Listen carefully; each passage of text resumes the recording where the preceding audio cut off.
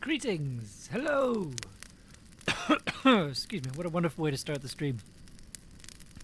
Hello. Welcome. Welcome. Welcome. Welcome. Welcome. Welcome. How are you all doing? Mysterious is here. Hello, Mysterious. Good to have you. Good to see you here as always. Welcome to another Camlann stream. We're going to be doing a combined music and sound design one. Backlime is here as well. Hello. Thank you so much for coming. Thank you so much for being here. I apologise in advance if I'm a little bit off tonight. I've had a bit of brain fog all day today, so I'm hoping it's just because I've been really busy. But yeah, I might be a bit slower than normal when putting thoughts together and putting ideas together. But either way, I'm really excited to talk about Camlann episode 3, which I think for a lot of the team is their favorite episode so far, which is wonderful. It's definitely possibly my favorite as well. Like I think definitely possibly those two words don't go together. It's definitely up there for me. Like I really enjoyed putting this episode together. I thought it was really fun. Like from the beginning, I was like, I think I'm going to enjoy this episode a lot. And then the recording of it went really well. The editing went really well. We managed to kind of pull it together in a couple of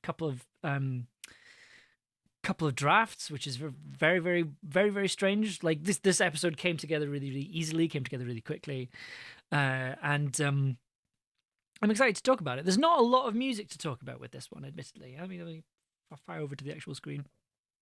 Not a lot of music to talk about. Because if we go over here, there's only 3 pieces of music, both of which are relatively straightforward. And in terms of like what I've been doing with the series as a whole, it's not particularly, it's not all that different. But the actual episode itself is quite interesting. And also we get to delve into this other project file over here for the set pieces, because I did quite a few sort of set piece audios for this. We've got the sort of mountain giant sound over here. And then we've also got the Lantern Man ambience. And for the whole Lantern Man set piece, there's a lot to talk about regarding the sound design. And I think that's probably where most of the chat is going to come from tonight. Is talking about the Lantern Man set piece towards the end of this episode.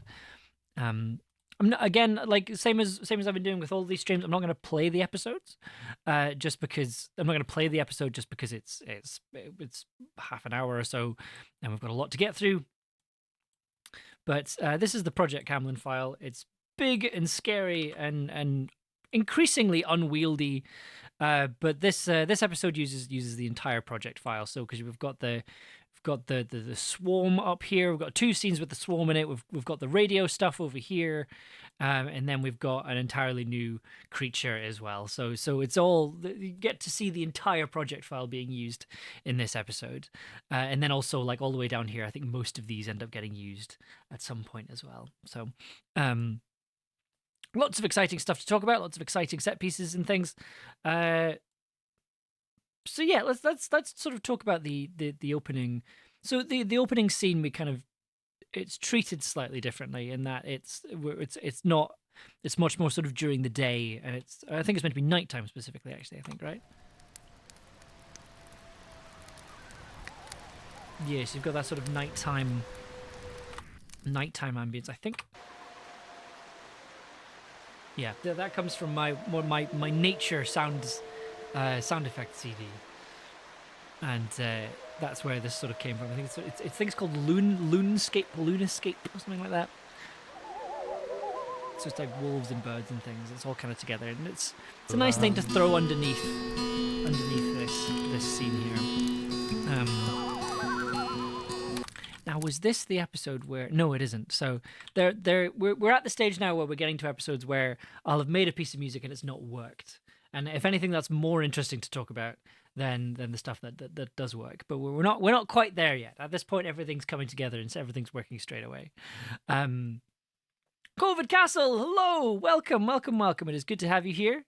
We're just about we're just going through Camlann episode 3 and just about to talk about the music for the opening music. So the melody was quite tricky to for this one was quite tricky to figure out. So if we ever listen to Tobias singing it, which is kind of my starting point for most of these tracks, and it comes in here. Da cwngariad I lawr yn y berllan, tŵr am diror am diradl diddle-dan. O na bawn I yno fy hunan, tŵr am diror am diradl diddle-dan. So like it sounded quite, to me at least, it sounded quite a slow piece, right? It sounded like quite a slow, quite like sad, quite funereal piece of music. But in terms of what the actual monologue talked about, it was a bit more like we needed to be a little bit more hopeful than that. And with that, I sort of thought, well, what if we have like a sort of bouncy guitar part, basically, and we sort of have a pedal on the guitar, which is just like a sustained note, but in this case, it's being picked underneath everything, and kind of did that. Originally, I think I just had the guitar as is, but what I ended up doing was turning the high E up to an F sharp, because this is in the key of B minor, and then it just meant that we could have that underneath everything, and it also meant I didn't have to do anything particularly complicated with the fingers when I was playing the piece. But standard thing that I've been doing with all the sort of opening music, the same guitar part recorded twice, panned slightly in different directions, gives you that nice wide effect.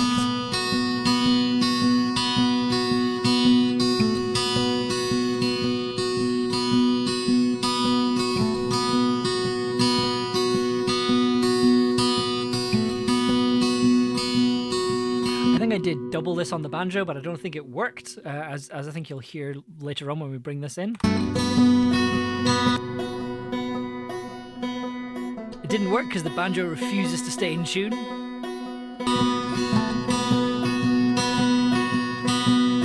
So the banjo is a lot less prominent in this one, just because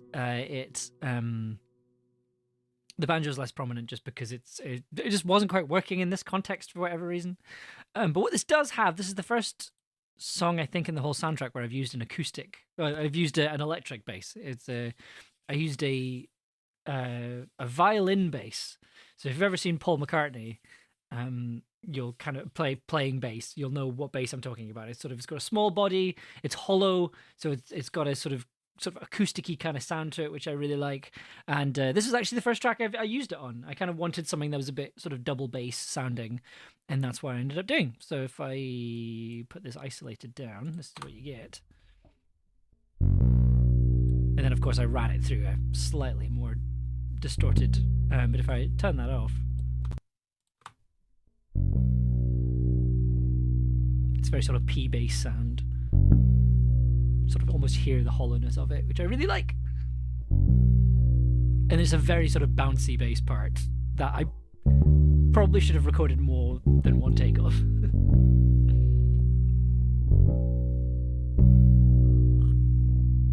Especially as it gets into the second part, we hear.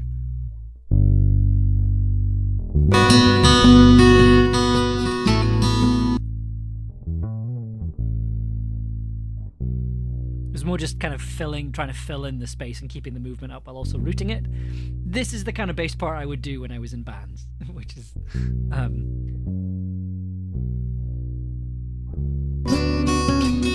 lots of extra grace notes that don't really need to be there.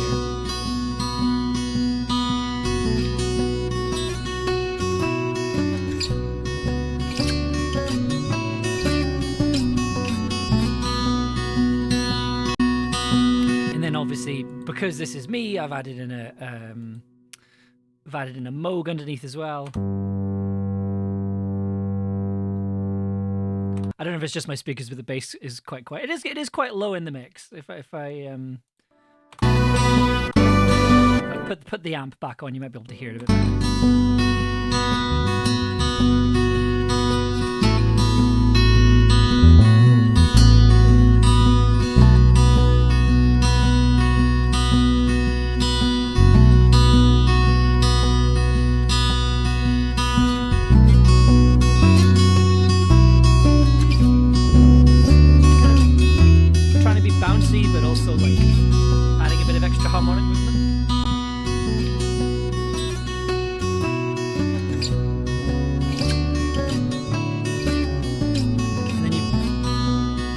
Moog part here that's not doing a bass part, which is quite nice. But it's sort of just filling in a bit of extra space. Like, I feel like I'm kind of not stalling, but like in terms of the actual harmonic content of this piece, it's relatively straightforward, which is quite nice. We also have Alessa doing violin again, which is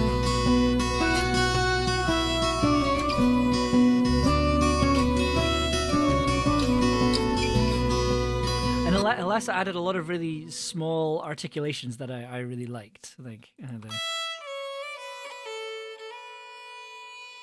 absolutely loved that. Adds an extra little bit of life to the track.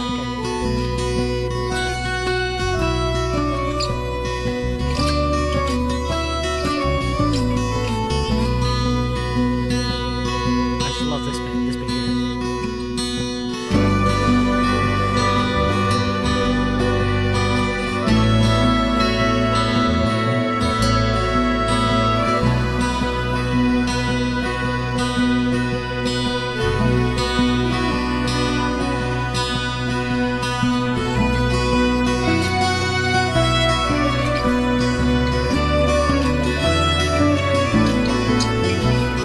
Extra chords here, this sort of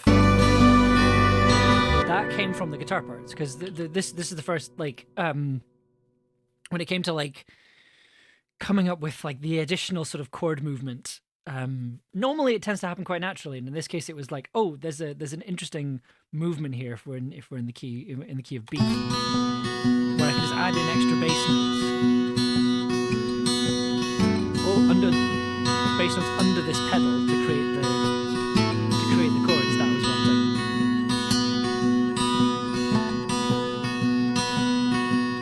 wanting. I think it's the first sort of it's the first one of these tracks that you could play solo on the guitar, basically, because the guitar is also doing the melody as well.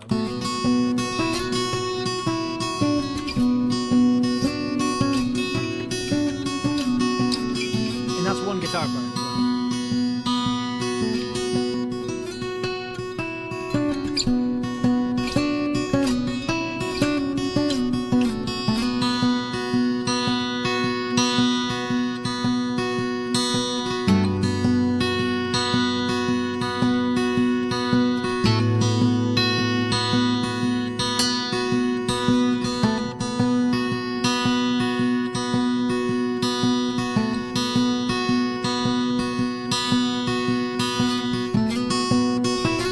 Basically, because I had this open string tuned to an F sharp, it meant that I could just kind of have one finger continuously hitting that note in between all the other notes, and then it just meant you could just build a track around it, which is not the first time I've done this, but it was nice to kind of like, it's a trick I would normally do if I was writing something on the guitar, and for Camlann I've kind of been trying to challenge myself to write things in a slightly different way from how I'd normally write things, right? Like, there's been a couple of times where I've made a piece of music and I'm like, oh, this sounds like something I would normally make. And I think this does kind of fall into that category a little bit, in that the way the guitar part is written is kind of how I would normally write guitar parts if I was just left to my own devices. And everything just kind of comes out of that.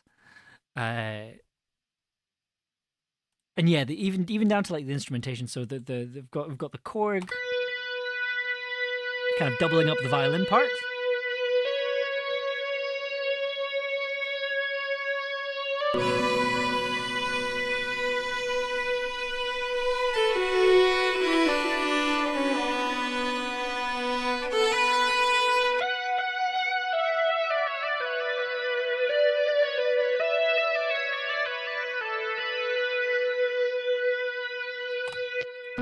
And then there's also,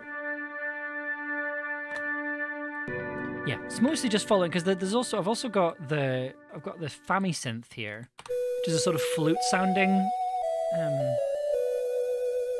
It's a video game flute, is how I describe it.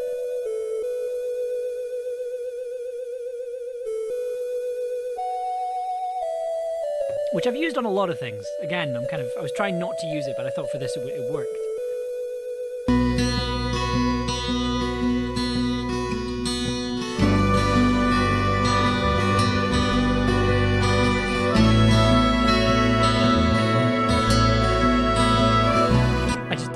just like it just works. This is the thing. Like, in terms of pulling it together, it came together like a lot of this episode. It came together really quickly and really quite simply, which is really nice when that happens. Like, this is the first episode that we released that I was editing after we'd done episodes 1 and 2, and like the hope was to try and get the first 4 episodes done before we released episode 1. That didn't happen. But we did just manage to get this one done like a couple of days before release. But that was entirely because it just clicked. Like, I got 1 round of notes from Ella, and then Ella was like, I'm happy to sign off on this, which has not happened for the other episodes. Which, you know, you normally expect from me of maybe about 2 to 3 rounds of feedback, 4 at a push if we're really struggling for it. I think episode 1 had 4 rounds of notes. But for something like that to get 1 round of feedback and then that's it, that's amazing and great. And a lot of it was having experiences like this where like the first idea works, which is nice when it does happen. It's not something you should necessarily bank on, but it's nice when it does happen.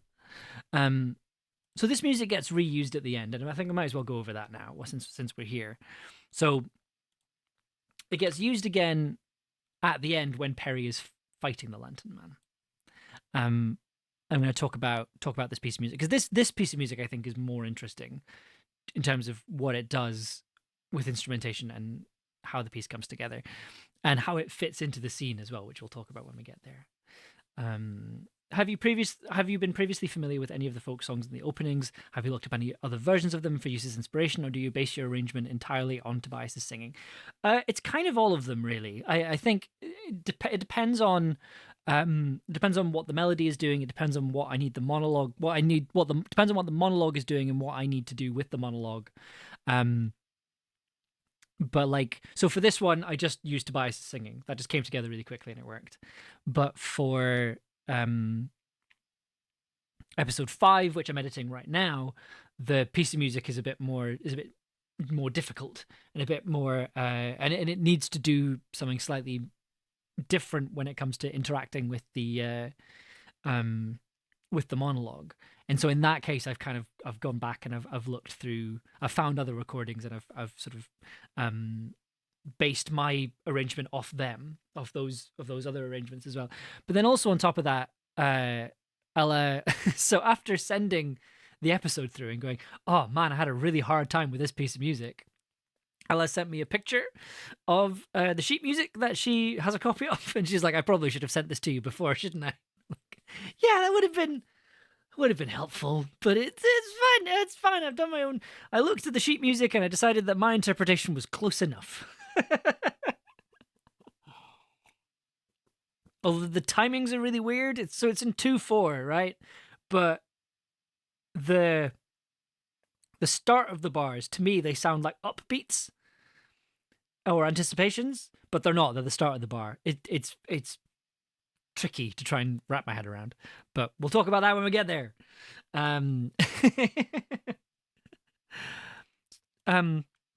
So yeah, I'm going to talk about this piece of music, and then I'm going to talk about the set piece with the Lantern Man, just because they kind of merge together, and then we can talk about other stuff, because this is kind of the main chunk of the episode, I think, is the set piece with the Lantern Man. So this is the music underneath. It's quite low in the mix in the episode, so you probably don't hear it. But this is probably my favorite piece of music of the series so far, right? Like I think it does a lot with not very much, and in terms of how it fits into the scene, I think it fits into the scene perfectly. It just clicks into place, but then also it's quite low in the mix, so it doesn't really get a chance to shine, which for me is a plus, right? It's not pushing through, it's not getting in the way, it's just doing exactly what it needs to do, and we'll talk about that when we get to the episode. But this is what it sounds like just on its own.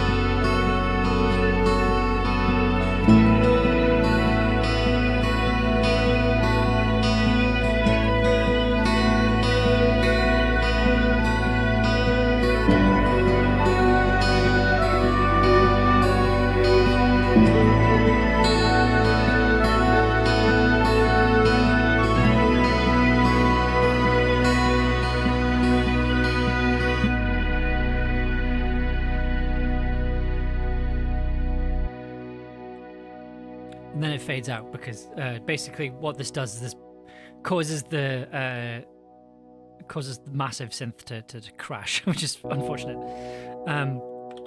So what I love about that is that it manages to be big, and it manages to be a really, really big sound, while also at the same time sounding quite small and vulnerable.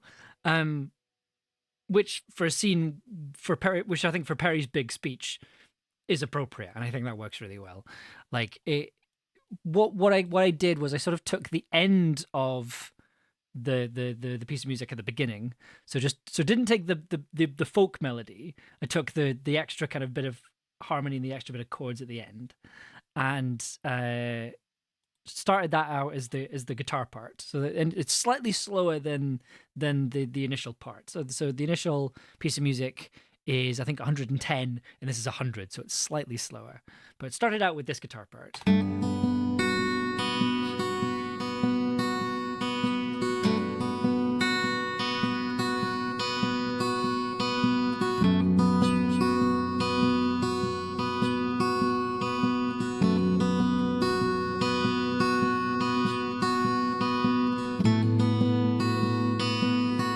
So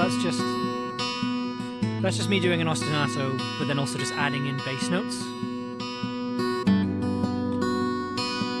and just building a track that way. Like, as you can kind of see from all these cuts here, I think I just recorded myself playing different bass notes in different sequences, I think for maybe about 5 minutes, and then was like, right, let's chop this up into a setting that makes sense to me, or into an order that we can call a structure. And that's what we kind of came up with. And then, so I only recorded that. So I've only got one track there. So I'm not doubling it up because what I wanted it to sound quite quiet. And again, we'll talk about this when we get to the sound design. It was meant to sit in the mix as part of the sound design rather than kind of something underneath the scene or on top of it.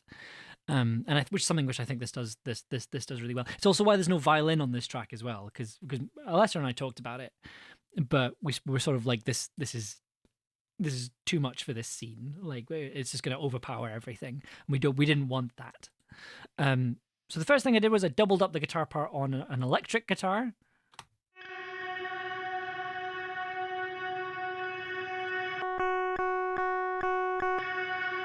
Okay, no, I didn't do that. I made an entirely different part. But basically, this is just me doing this.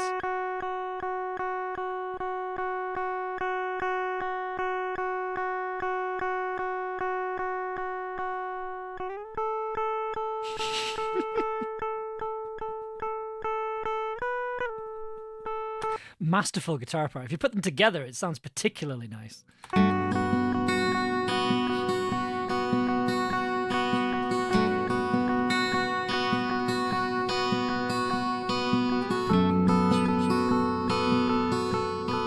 Okay, it doesn't actually sound that bad. I was expecting that to sound a lot worse.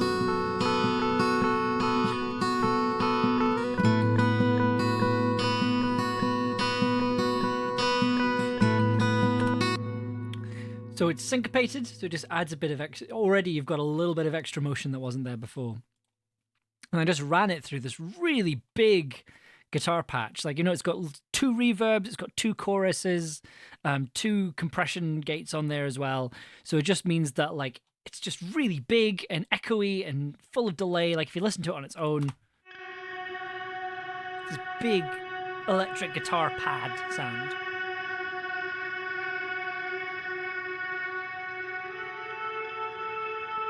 Very sort of shoegazy sort of sound that I really love.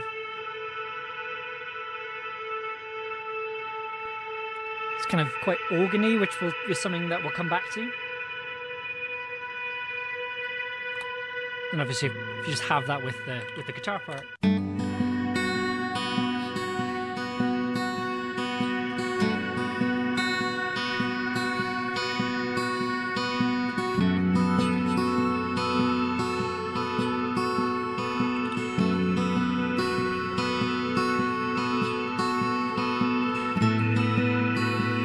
Then what I did was I doubled up the guitar part with a synth part on the Korg, which is running through its own set of pedals.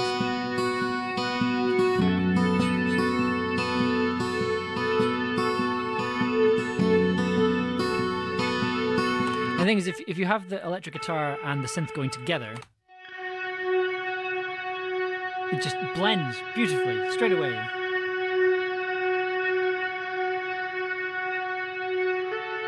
It's a really lovely kind of really big textured sound.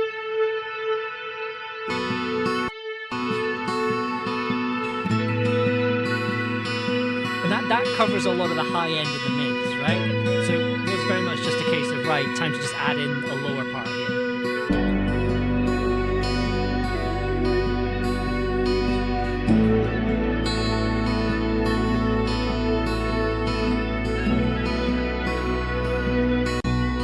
Which again, not particularly complicated. It's just, so we've got the piano, some big piano bass notes here.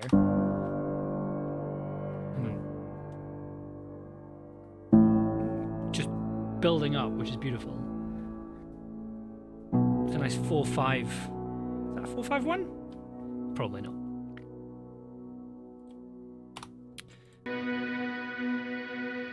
And then we also have massive here, which is giving us some beautiful big sort of organ pipe sort of sounds.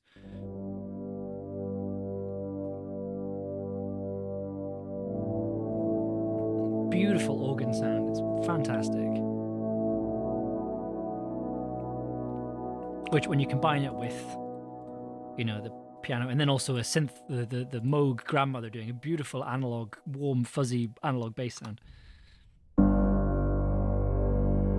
It all just blends. It blends together so well.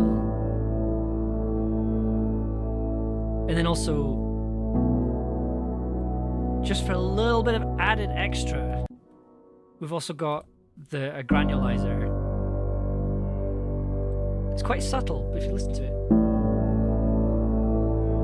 you hear the sort of extra notes that it's creating.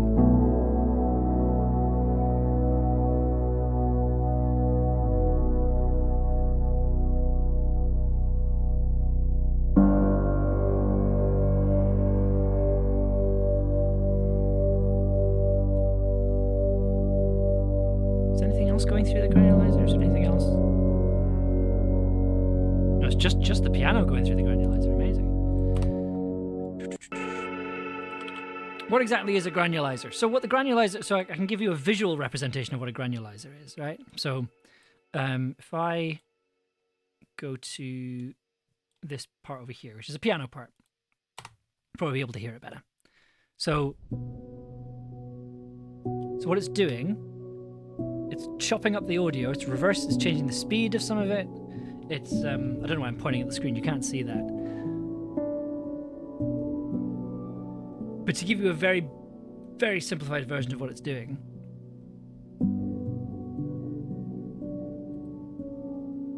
what it's doing is it's chopping up the audio that's going into it, into tiny little pieces, into little granules, basically. And then it's pitching some of them up, it's pitching some of them down, it's reversing some of them, it's speeding some of them up, it's slowing some of them down, it's adding delay to some of them as well, it's moving the timings around of where the delays are, it's continuously chopping and moving stuff around, and the pattern of it you can change and move around with. But this is a really interesting little one. It's this tiny little one called Autochroma. It's a really cheap one. If it's something you're really interested in trying out, if it's an effect you're really trying out, this is a really good one. Imagiro also make the piano that I use on absolutely everything as well. Really, really good indie developer, and you should absolutely support them and their work. And everything has this lovely sort of lovely aesthetic to it. And yeah, I love it.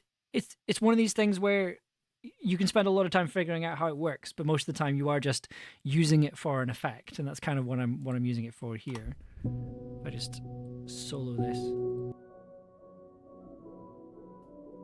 Hear what it's doing a bit more.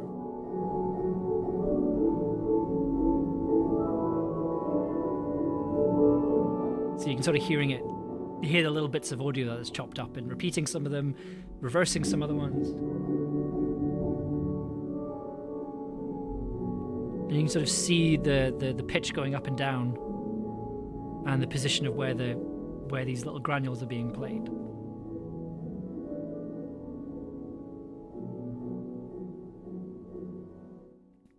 What I love about using a granulizer is that if you have it in a mix, it creates these extra little harmonies and little textures that you wouldn't get otherwise.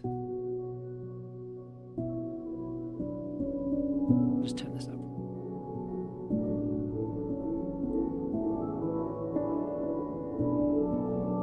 You kind of create alternative melodies and harmonies and things.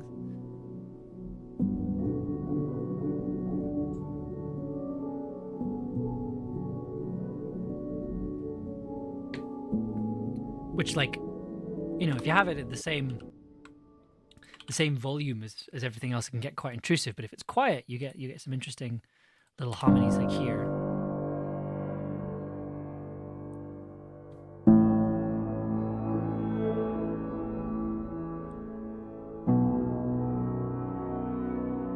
Like, it's a really good thing to throw on like really long bass notes, like here. Just adding an extra little level of these little extra harmonies and things. Just makes the note a bit bigger, right? Yeah. Yeah. So that's a very simplified idea of how a granulizer works.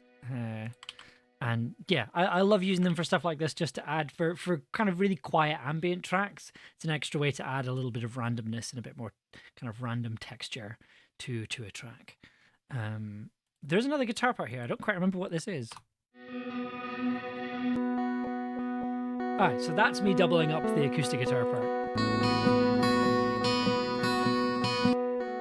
But it's just doing the ostinato, it's not doing any bass notes.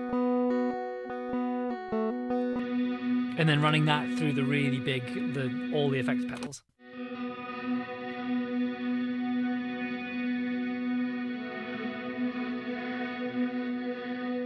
Again, just lots of really big pads on this.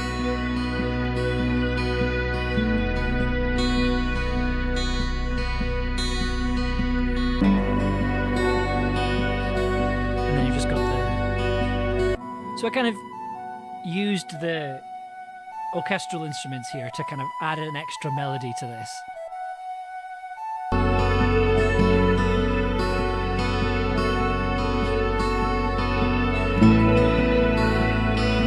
Again, not complicated.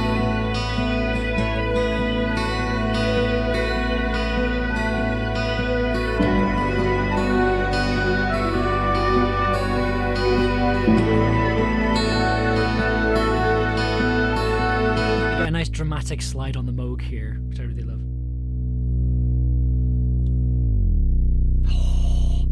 Oh, I love my Moog. And we're talking a bit more about the Moog later when we talk about the sound design. Which, let's do that now. Let's head on over.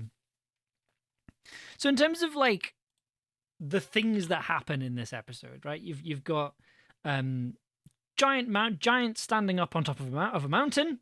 And if you're wondering what that sounds like, that was the question I asked myself and came up with something that more or less worked.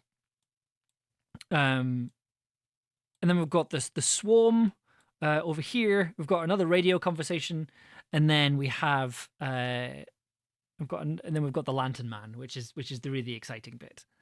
So we'll go through that kind of bit in order. So for the giant, where did I put that? So the let's have a listen to that scene. Let's see if I can find it.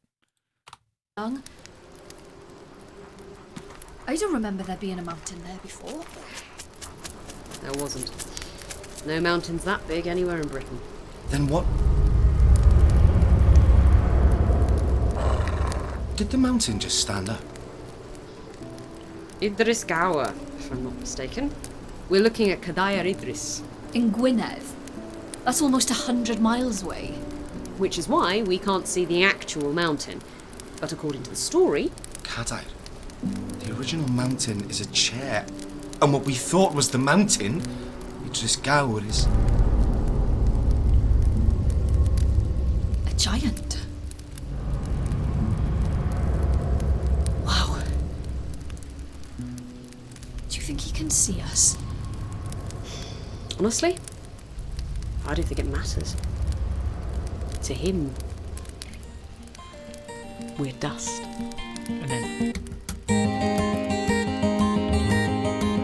So that you'll notice that if you look down here, that's all that is. So it's a prefab, and I prefabbed it over here in this separate project file, which is very messy, and is kind of one of those project files that I'm not really supposed to show other people, just because it's not even color coded. Like, what is this? This isn't for the general public to see. But yeah, so where is it? So it's just over here. It's two. I think it's just two sounds, isn't it? Yeah. So these two sounds, basically, it's two sounds running through a really, really big reverb. Yeah, like a reverb preset called Abyss.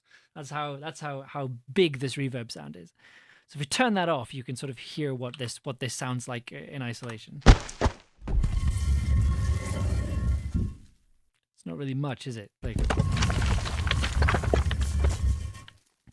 sorry, my room is a mess. I wasn't expecting having guests over of sound design. That's exactly it. That is exactly the vibe. My life, my home is a mess most of the time, but like my sound design projects, my project files are immaculate. Oh, speaking of, I forgot to introduce our executive producer Poppy, who is joining me in the studio today. She's where have you gone? She's moved into her summer home, her spring home rather, of sitting on top of my sofa. And most of the time, right, she will sit up there 10 minutes before I'm due to stream. And I'm like, oh great, it means we can Poppy can be on stream. I can show Poppy on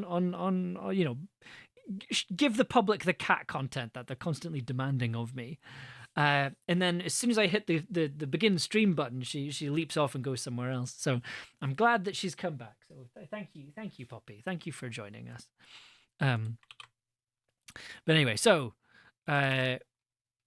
just we have two sounds here. Not particularly exciting. So that's just a body falling on dirt. That's all that is. And then I'm using a designed sound of like a tomb door open for a video game, which is just this repeated sound.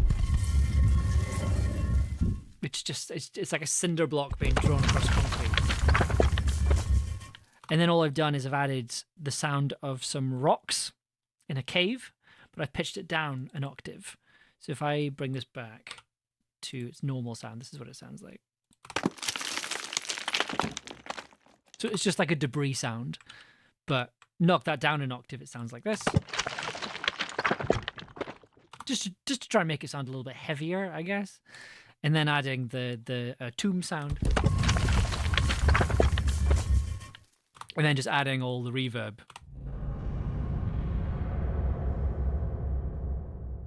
Which I believe is like it's entirely, there's no dry signal in there. It's all the reverb that you're hearing.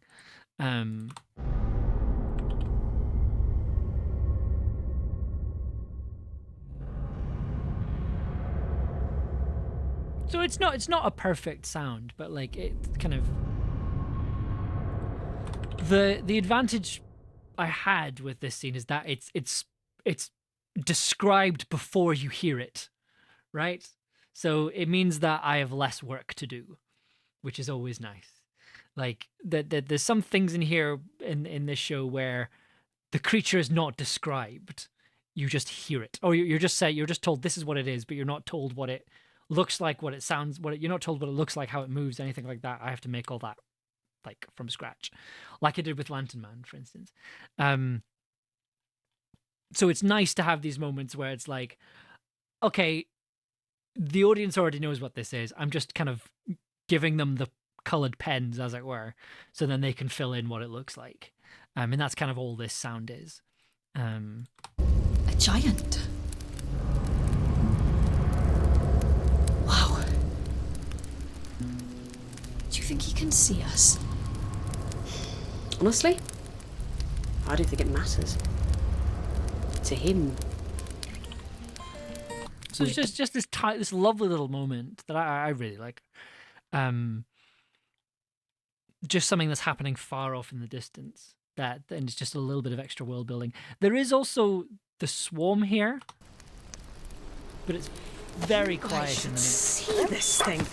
What we thought was fur or horsehair or whatever, it was actually scales. They're so fine you can hardly see them, but they're there. That's why it's all silver. So, like the fairy swarm is there. It's just really quiet in the mix.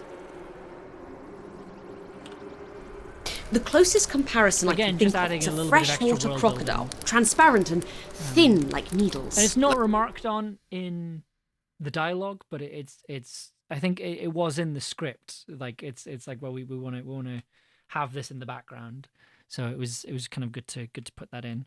And there's a couple of times where that happens, and it's just a nice little extra bit of world building. So yeah, so we have a radio scene with the delightful Felix Trench of Wooden Overcoats and Quid Pro Given Euro. by the sirens and repeated on this wavelength. Water. Hello, Paradeer. Fuck you. So so first of all, Felix Trench, amazing voice actor, fantastic, gives a fantastic performance in this episode as Felix does in everything, because Felix is fantastic and amazing. And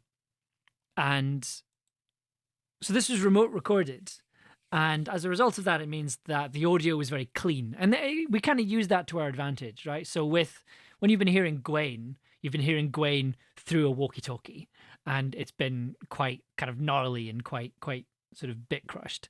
Whereas with this, it was recorded incredibly cleanly, and all I kind of did with it was put it through, do the FM transmitter radio trick again. So doing that, so we did that, and but it still sounds very clean. There's just a little bit of texture there, but it's, Hello, Paradeer. for the most part, it's just, if like it got to the point where I was considering putting like another filter on it, because I was like, I don't think this is gnarly enough. Figures. But it kind of worked out. Is that any way to treat an old friend? A brother even? But it's just like these little moments here A brother even? Brother even? where you can sort of hear the radio speaker. And that was kind of all I was really wanting. That was all I was really needing, I know you feel the same way I do. You can't help it. What do you... Oh, this and that. Your return to the court, the arrest of the witch LeFay, the restoration of the king's subjects. So the other thing as well is that, so when I'm recording with this, just due to the way the transmitter works or whatever, like I can control. Basically, I use it like a theremin, right? Where I can control the amount of distortion and white noise by like moving my hand closer to it and further away, and you can sort of hear that in this clip here. You can sort of hear me moving my Your return hand to the court, slightly the arrest of the closer witch to get a LeFay, little bit more restoration of fuzz, the king's subjects to his tender and then care. move it away again. All standard protocol. And you think I'm going to cooperate? Also, this bit here, Oh, this and that. for some reason that noise like sticks in my brain. So very occasionally I'll just be in bed talking to my partner, and I'll suddenly just go, oh, Oh, this and that. It's just I don't know why that tickles my brain in a very specific way, but it does. So Oh, this and that. Your return to the court, the arrest of the witch LeFay, the restoration of the Yeah. king's subjects to his tender yeah, care. All standard protocol. You're cooperating now, aren't you? so for the recording for this, I should say. So Felix was recorded after the fact. Robin had to do this. Robin had to do this like without Felix. We ended up recording this in a really strange way. Let's see if I can find the photos. Let me have a look. We've got quite a lot of photos and videos from this recording. Did I take a picture? No, I think I took a picture of it. But Robin was sitting at the desk, which is over there. I had the radio. I had the radio like on the desk, and then what we sort of it looks very weird, which is why I'm looking for the photo specifically. See if I can find it. See, I should probably have labeled these properly. Yeah, there we go. So this is what the recording looked like. So we had Robin sitting at my desk. Here's the microphone, and then they had the radio over here as well. And again, they were sort of they were fiddling with the switches. They were turning the dials and things. So they got to use the radio as a prop. And then I gave them the walkie-talkie and kind of said, look, you can use the walkie-talkie as well. Have the walkie-talkie there. And use that when it came to like using props and the sounds and the clicking sounds of the walkie-talkie, but the walkie-talkie wasn't on, and you'll notice the headphones that Robin is wearing, and you'll also notice that Robin is on a WhatsApp call with Ross, our production manager, who was in a different room with the script, also on WhatsApp. Feeding Robin the K lines, so it meant that we could still get the recording, we could still get all the radio noises, but it just meant that we didn't have to like try and edit out Ross performing the other lines and things. So it was a solution we kind of workshopped on the day. I think we actually ended up stealing these. It's a headset mic, and I think we ended up stealing that from my partner's office on the day. So it meant that. It was a sort of ramshackle solution to a problem that didn't really exist in the first place. So yeah, we did it that way. Lou is here. Hello, Lou. I didn't see you come in. I'm late due to someone's birthday dinner. You're not late. Like this is a very casual thing. Like, don't feel like you need to show up on time. You are always welcome, no matter what time of stream it is. And what COVID Castle says. I hope the dinner was wonderful. But yeah, so this is how Robin recorded this scene. I also noticed that Robin is sitting in the traditional queer fashion. Oh, you betcha! It was a week of people sitting in very interesting, fun ways. But yeah, so if you listen to, if we get the raw scene here. So This is Peregia Green.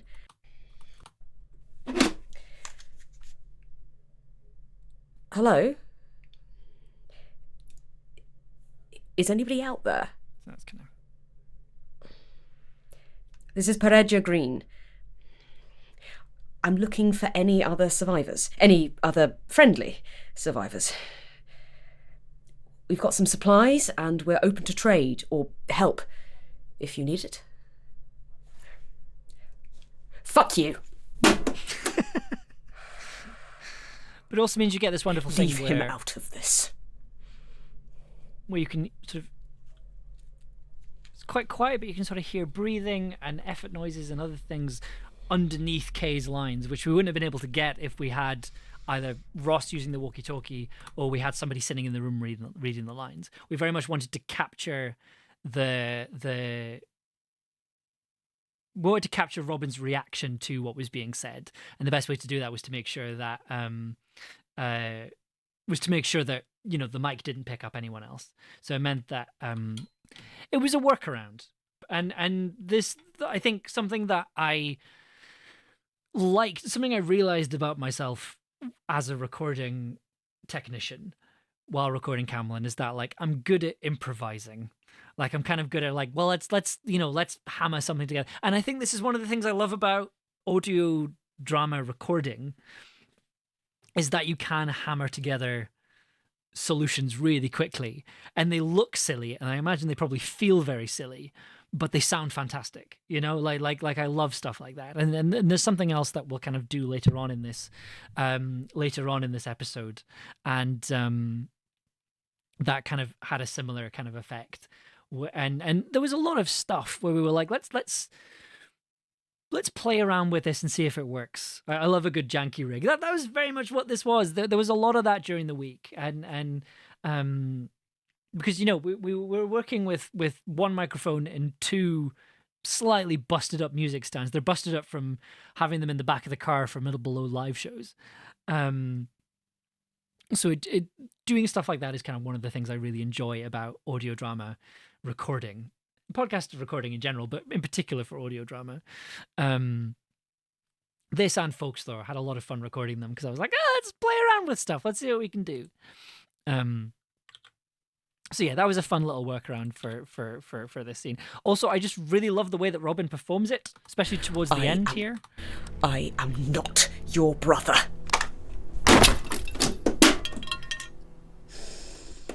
Like this little extra bit that wasn't scripted.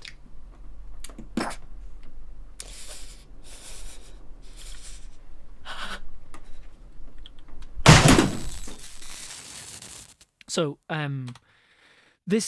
that little extra bit wasn't part of the script, right? Like it initially ended with just the "I'm not your brother" and then the radio gets smashed. But then there was this sort of little extra reaction bit at the end, which was really nice. So it meant that you get two sort of radio bashes, and I think this is the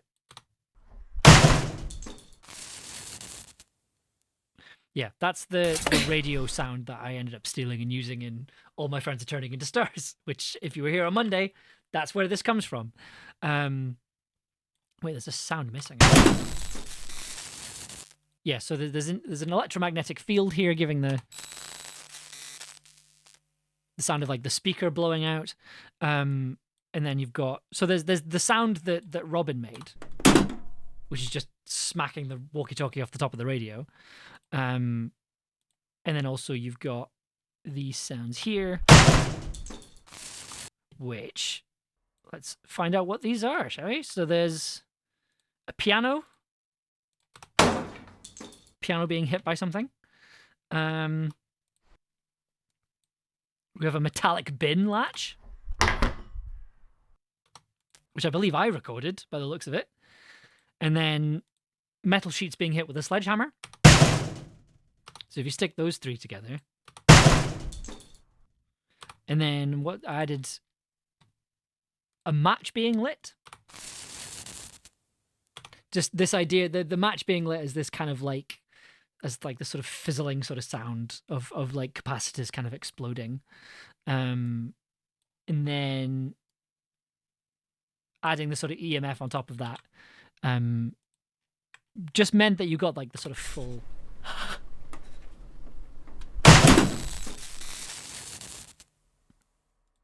so it's not too dramatic, and it's not too like over the top in terms of like the radio exploding. It's like no, this actually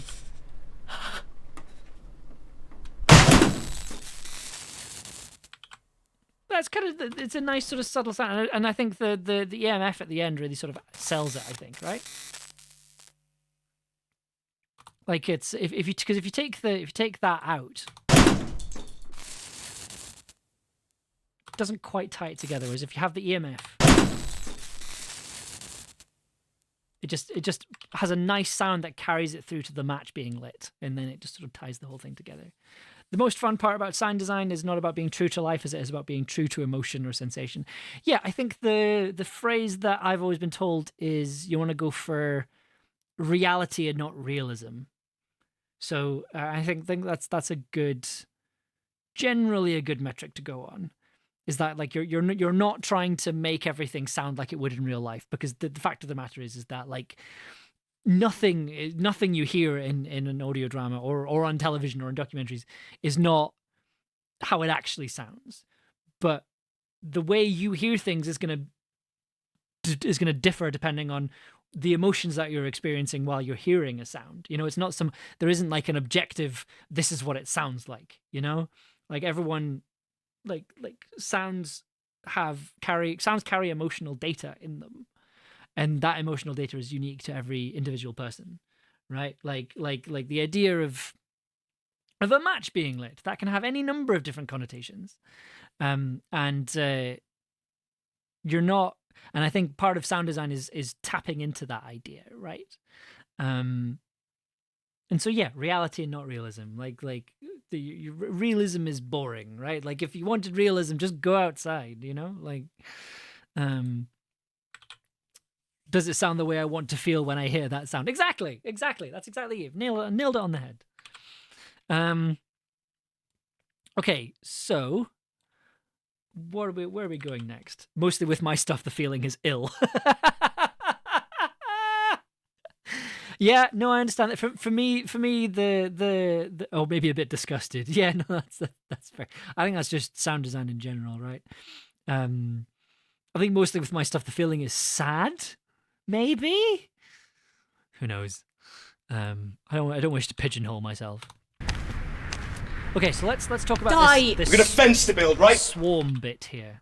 Wistful. Yeah, okay, I'll take that. Morgan, you ready? You sure this is gonna work? No. So I just love this little scene here. I think it's worked really, really well. So in terms of the recording, I had Robin on one side, and then I had Tobias and Ankarid kind of a bit more in the distance on the other side of the room. So it meant that like you got the sound of Di moving away. Di. We've got a fence to build, right? Okay, let's build a wall. So it's quite subtle. It's quite subtle, but you can sort of hear Tobias turning away and moving and walking away from the microphone. Okay, let's build a wall. And then it means you get this lovely. Morgan, you ready? You sure this is gonna work? No.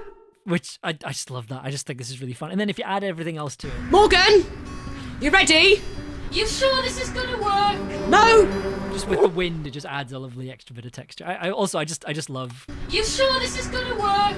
No. It's just good. Let's build a wall and make the Knights of the Round Table pay for it. No better off mic effect than actually being off mic. Yeah, that was my big lesson for Camlann, was like, I think utilizing the room that you have, you're utilizing the space that you have, and being able to do any effects, in studio as much as possible. That was a revelation to me with this series. With the walkie-talkies and the movement and having, there's a scene that we'll get to in just a second where like I basically just had the microphone in omnidirectional mode, so you just have the room, and it's kind of beautiful that way, and it's kind of wonderful. But first, let's talk about the swarm sound. So the way this scene goes is that you get the swarm, and then it hits up against a wall, and then you get the sound of it hitting against a wall. And this is kind of what it sounds like. So.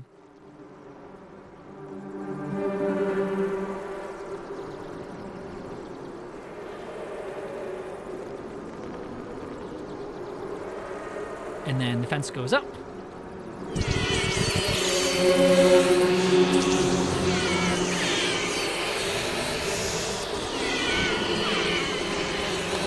Monster noises, my beloved. Yeah, I love the monster noises in this series. It's my favorite thing.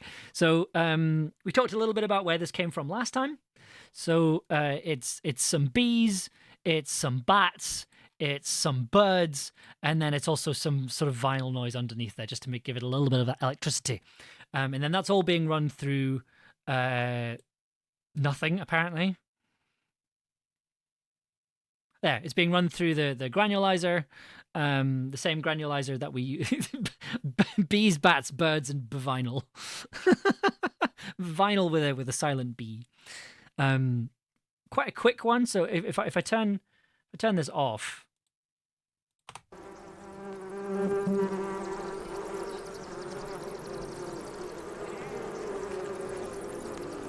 It still sounds really good. Like the sort of vinyl, the vinyl sound adds a nice little bit of electricity. But if you add the granulizer, it makes everything just a lot more sonorous, especially with the sort of bees flying very close to the mic.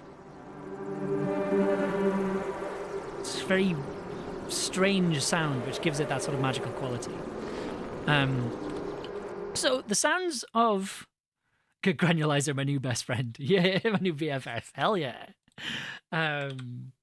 Again, like I will absolutely recommend Autochroma by Imagiro. I think it's like $30. Imagiro also make the piano I use on everything. When I needed to replace all my piano libraries, that was what I got.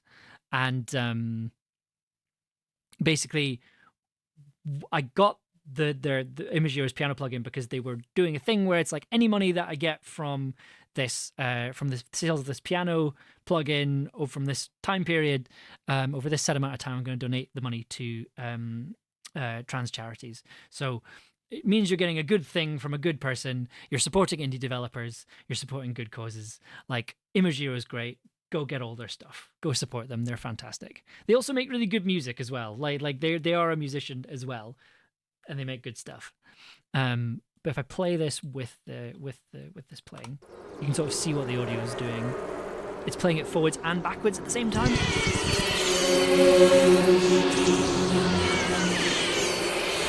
So the extra noises that are being added, if I just solo these.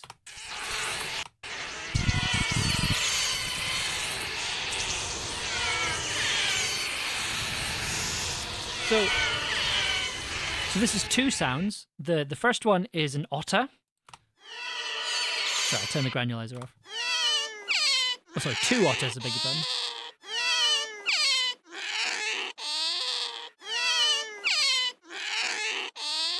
Which, when you run that through the granulizer,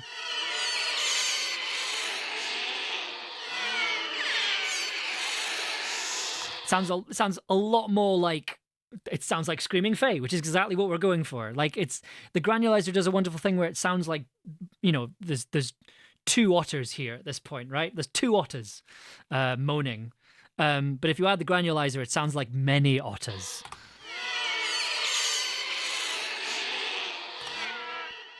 The second sound is nowhere near as, I mean, it's funnier, but this is just me making a noise.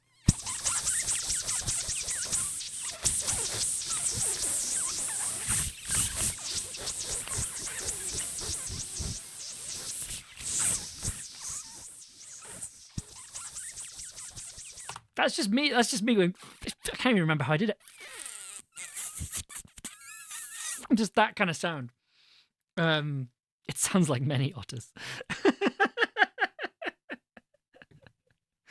But the thing is, again, if you add the granulizer, you get.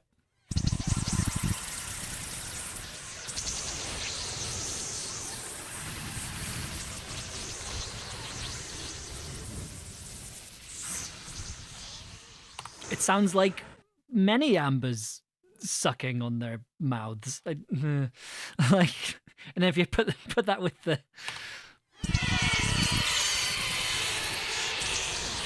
I'm not quite sure where the impact sound is coming from. Is it me? Yeah, apparently. And then if you add that with the rest of the sounds, you still get the movement. You still get that sort of sonorous quality, but it feels more active. It feels more kind of active than before. Because on top of that, I also added, so there's a dedicated fence sound, right? And it's so I'm just gonna mute that for the time being. Just pop down here. So this is the fence going up.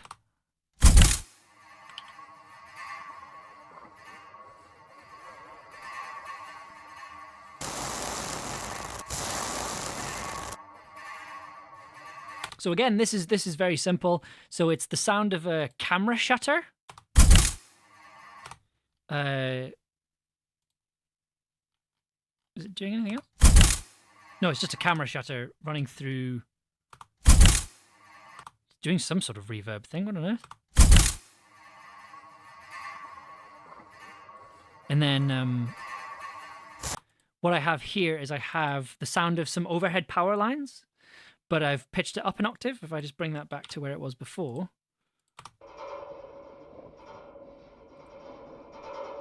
So that's just some power lines in the wind. But bumping them up by an octave, I was kind of like, well, you know, trying to make it sound like a metal fence. And things bashing off a metal fence.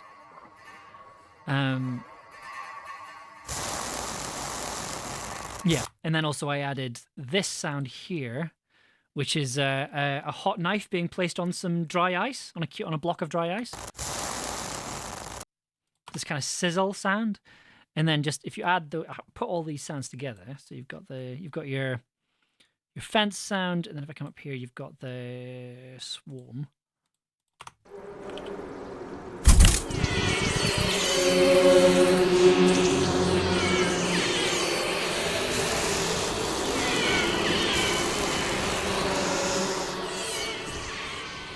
And then the volume goes down because there's some dialogue.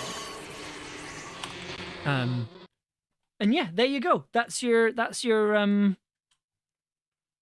set piece. Like that's kind of it. Again, Granulizer's doing most of the work, which is beautiful.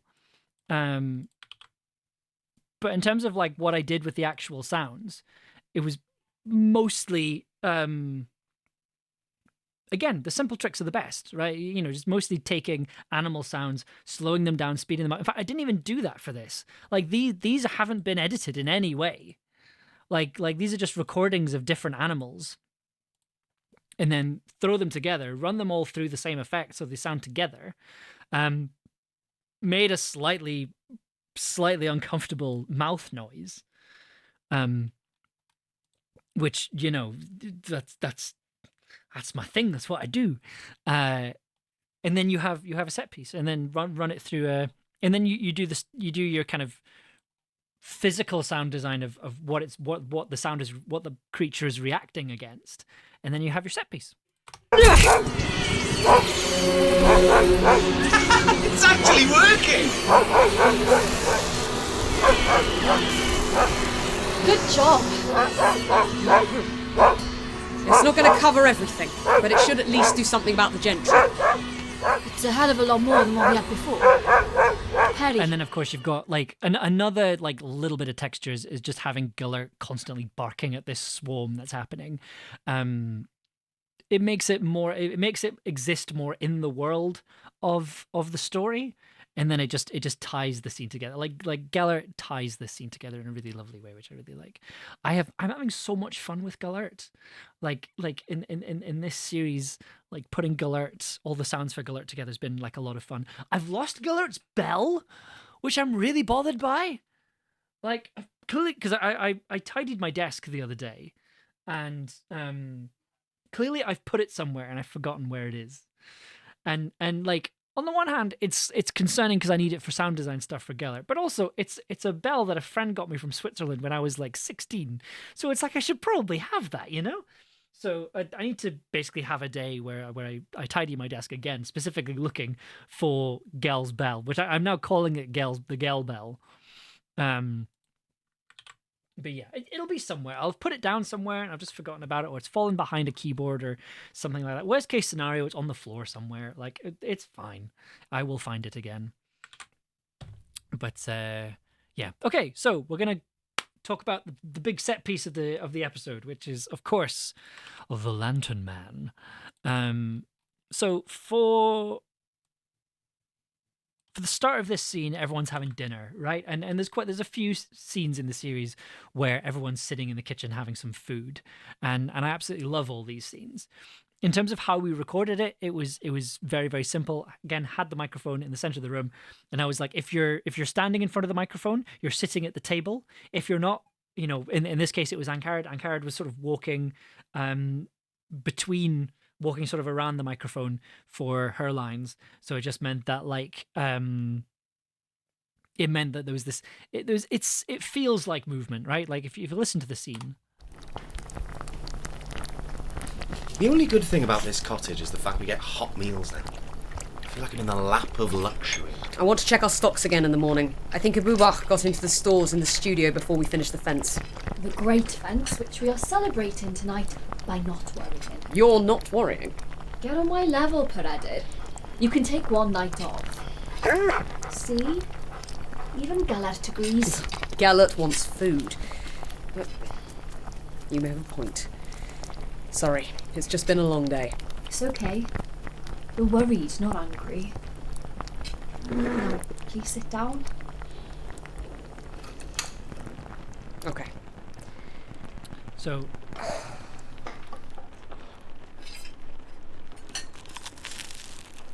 if anyone is interested, the bubbling sound there is some mac and cheese. So I guess they're making mac and cheese in the apocalypse. They're having homemade mac and cheese.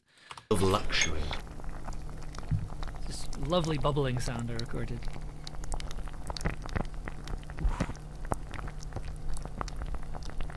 It tickles my ears. It's marvelous. My level, Peredir.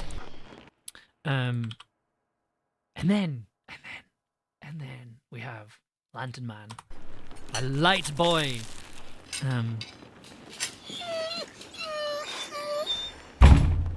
So the big challenge for this bit was it start with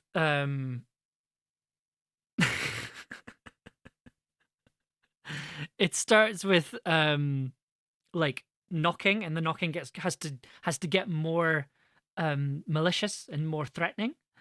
And again, we talked a little bit about this at the listening during the listening stream, right? Where the different sounds have different connotations, and knocking on a door can be quite threatening for some people. And I think that's what Ella was certainly getting at when she was writing the script. But in this case, it was like we had to make the knocks get gradually more insistent as things went on, and you can kind of get that here. What was that? And the challenge was having to make it like it had to be not threatening, or at least convincingly not threatening at the beginning. What was that? And also, I was trying to do that thing where basically there's a lot of other sound going on, right? Because you've got people having dinner. Like, they're all having dinner, there's some cutlery sounds. Girls walking around. And then it just stops. What was that? I'm not the only person hearing that, right? No. See, there you go. Like, Morgan, the that's light. when it starts with. Why is the light That's flickering? when it starts getting more insistent. So you've got the initial sound, and then you've also got like somebody hitting a table.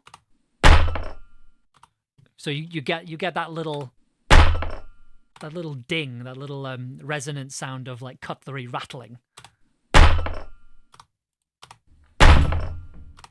on top of the door banging. I'm not the only person hearing that, right?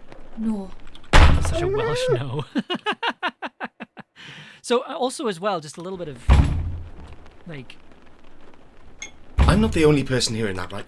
So the thing that makes good sound design is and this is entirely my opinion, is little sounds, is like these tiny little movement sounds that you get. In this case, there's the sound here, which there's a little extra sound that doesn't need to be there. It's this little sound here.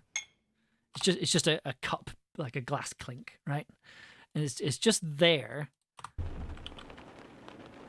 Just have. What was that?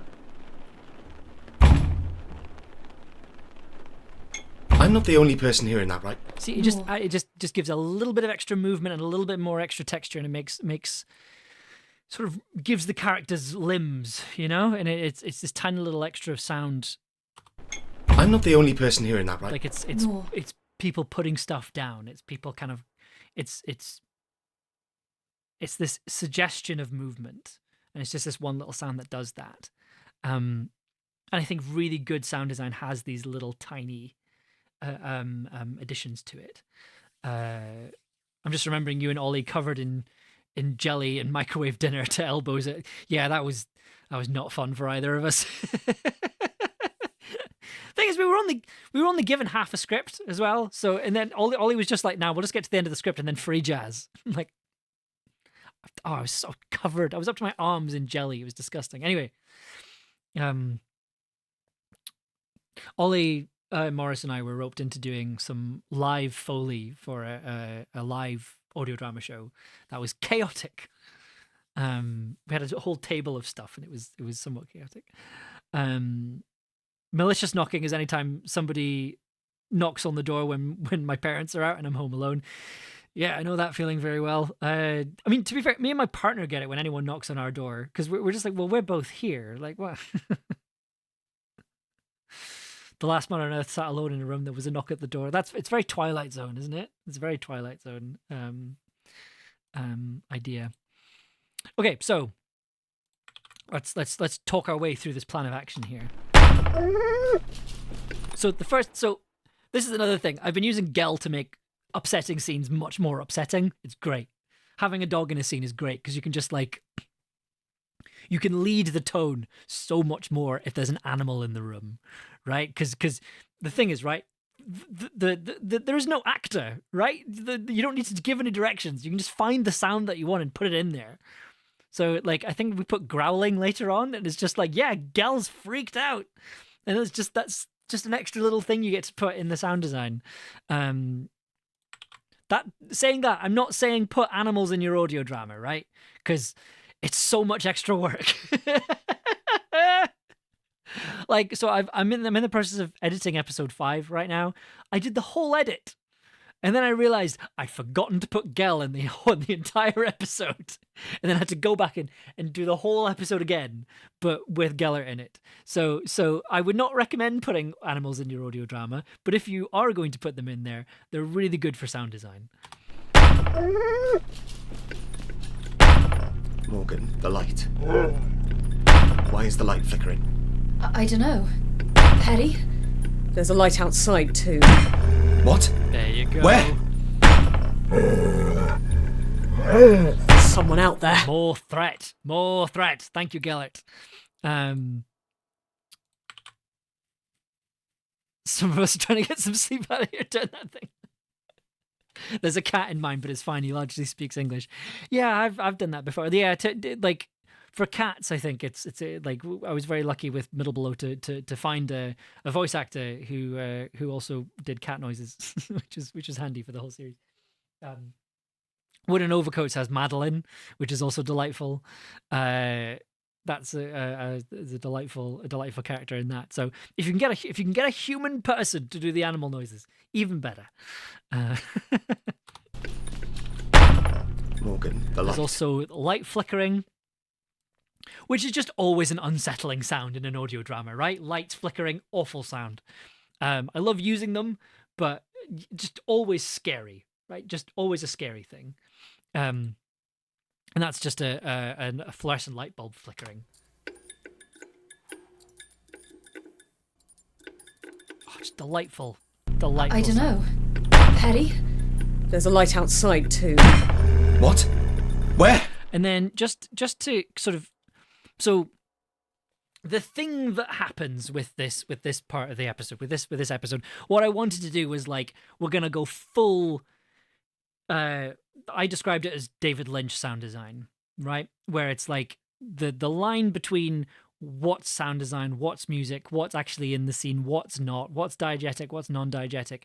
It all, blends together into this slightly trippy, kind of slightly psychedelic, kind of disorienting soundscape. That's kind of what I was going for with this. And I think it went rather well. And it kind of starts here, where basically I just got the grandmother to do a low drone. Right. No. Sorry, I know I said I got the grandmother to do that as though I asked the grandmother to do the Moog grandmother to do it. No. I played a drone on the Moog grandmother Right. to create this drone. It's a very clever synthesizer, but it's not sentient. She was a tough negotiator on pay. Oh, I'll say. Right. Good grief. Morgan, the light. Why is the light Feel that flickering? coming in. I don't know. Perry? There's a light It's outside not too. sentient yet. What? It's going to be a firmware Where? update. Also, another thing I added was an electromagnetic field. So this is just a folklore trick, right? So just added an EMF from a computer.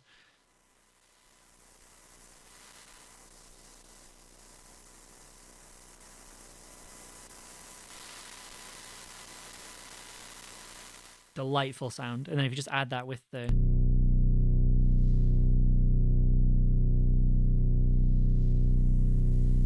it's quite quiet in the mix, but it just if you couple it with the flickering light, it's this idea that things are breaking down, things aren't quite working properly, things are starting to distort. There's lovely Morgan, builds. the lovely light. little build. Why is the light flickering?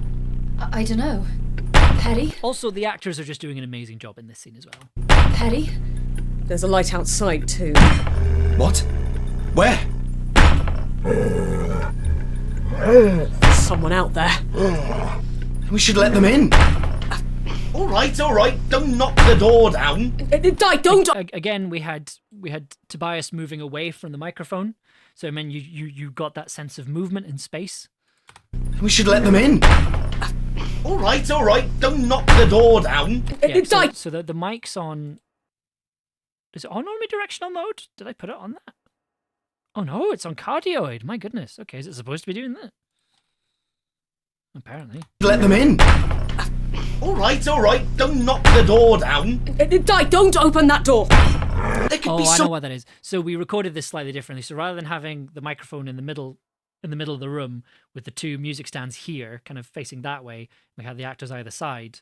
In this case, we had the microphone kind of right behind me, and then the music stands like that. So the microphone's here, and so everyone was sort of standing in front of it. So we had this sort of wide field around it as well, so the actors could move a bit more because there's quite a lot of movement in this bit, and then that also led to the next part of the scene, which I'll talk about in a second. We should let them in.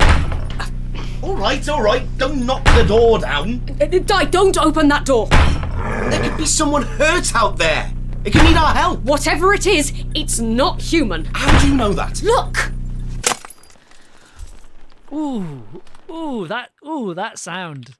Just like oh, it's just something about that, right? You've got that lovely bassy bass, and then the light bulb smashes and it's silence. Ooh, oh, I just love that stuff. How do you know that? Look! Ooh, just it's the sudden lack of the bass not being there. It's great. It's a very old trick, easy trick. Just Hurt out there. It could need our help. Whatever it is, it's not human. How do you know the that? lights Look! going out, like, oh, just good. Morgan. And I really want to like emphasize, right, that like the actor's performance, like when we were recording it, I could hear this scene in my head. I was listening to them perform this scene, and I was like, right, like I know how I'm gonna do this scene. I know how this is gonna work. I know how I'm gonna do this. And then that's kind of where all this It's came not human. How do you know that? Look! It's like it's when the silence becomes even more threatening than the low bass frequencies. It's not human. How do you know? As someone who's only done remote recording, it's fascinating to me what you all have done with space in your recordings. I think you can. There are ways of doing it with remote recording. We kind of experiment a little bit with Folklore, with the first season of Folklore, which we had to do remotely. Like, you can take advantage of the spaces that people are in. It's harder, and you need to kind of think a bit more. You need to think a bit more out of the box. But like it I think it is something that you can experiment. And this was all just experimenting, right? This was very much just like, let's try this and see if it works. And most of the time it did. It's been quite a few times where I've had to work around what we did. But for the most part, like just trying stuff and seeing if it works was interesting. And I like recording in person. I like having that control. And we're very, very lucky that we were able to record in person. I absolutely love that. That. Look! Unsettling, emotional support, unsettling low frequencies. Morgan. Oh, I just... Why did the lights It's about just to get go out? really loud, by the way, just a heads I up. don't. What the hell is that thing? So now we Harry. get... What's going on? It's your boy, It's the lantern. the Man. Lantern Man! Morgan, stop! It's not safe! All hell breaks loose. So, he's here! So I believe this is the same sound, these exact same sounds that I used when the Kelpie kicked in the door in episode 2. I'm pretty sure it's the same sound. I used the same sounds. Just wood exploding generally. It's your boy. That poor door. I know, like the door gets destroyed a lot in this series. And then you get the outside rain sound, which is quite windy, I think, as well. And we added the wind, so it's already really loud and quite intense. It's not safe! I don't care, I'm going!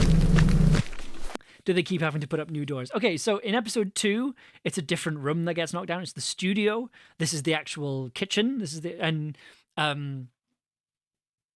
I think it's not that it breaks. I think it just gets kicked open, and then it gets, because we do close it again. Like it gets closed later on in the episode.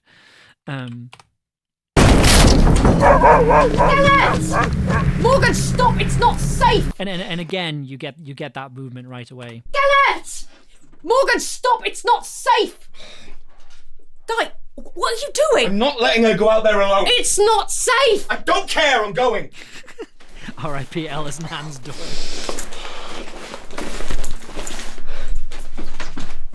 So here's the thing. We got Tobias to put on his coat for this bit, right? What are you doing? I'm not letting her go out there alone. It's not safe! I don't. Problem is, Tobias had like this delightful sort of wool fleece. Here's the thing about wool fleeces. Don't make a lot of noise. What are you doing? I'm not letting her go out there alone. It's not safe! I don't care, I'm going. Robin, however, Robin had a leather jacket.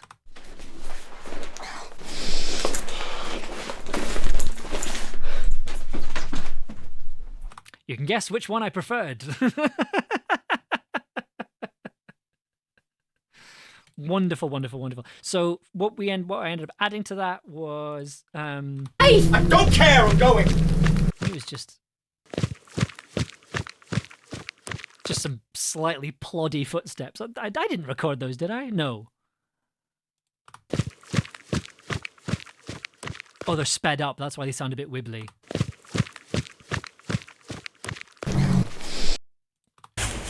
Oh yeah, I put a rustling jacket sound in.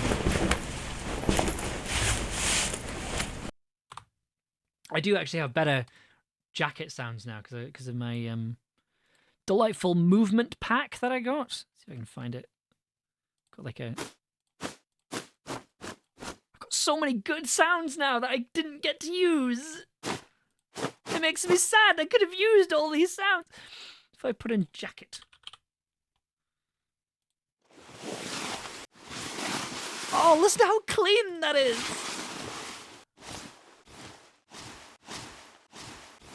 Oh, I could have used these, but I didn't have them at the time. So I had to get this from freesound.org. Like some common person. Sounds fine, but it's like there's a bit of a noise shelf there, right? You can sort of hear the noise shelf. I'm not knocking Freesound. I love Freesound very much. Like I have a whole folder here. That's my girlfriend you're talking about. Like look at this. This is my Freesound folder, right? Like I rely on Freesound very, very much. I'm still scrolling. Like I use Freesound all the time. Like I would be nowhere without Freesound. Also, for some reason, the Phoenix Wright Ace Attorney soundtrack is in here.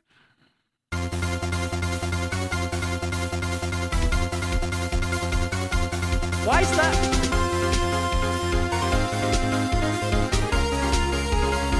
Why is that in the Freesound folder? Hang on, what's this? Oh, that's from Super Smash Bros. Yep, okay, well, we all know what those are.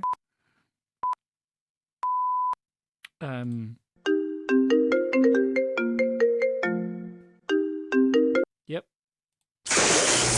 That's from Star Trek and Seven Seas of Rye by Queen for some reason.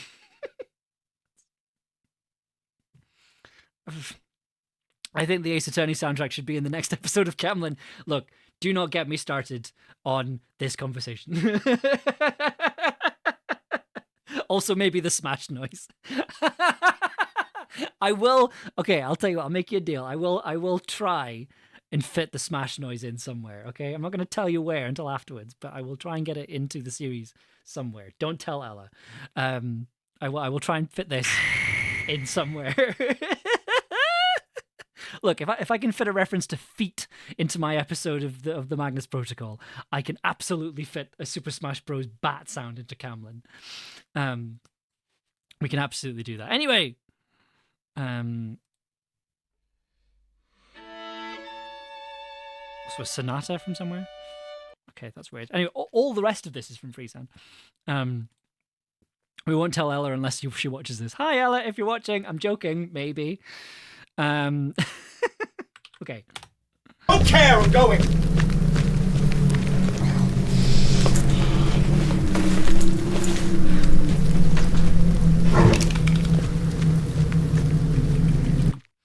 be fair, if she watches this and none of us told her, it'd be Amber's fault. That is true. That is true.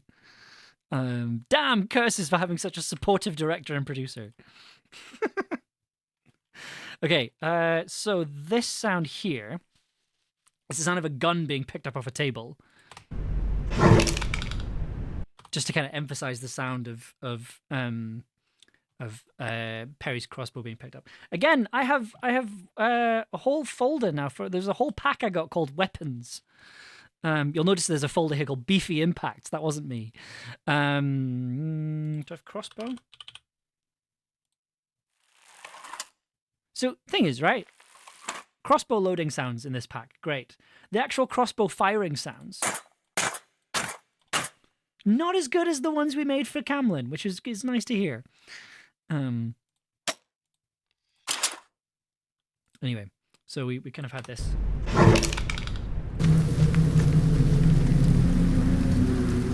And then we get the sound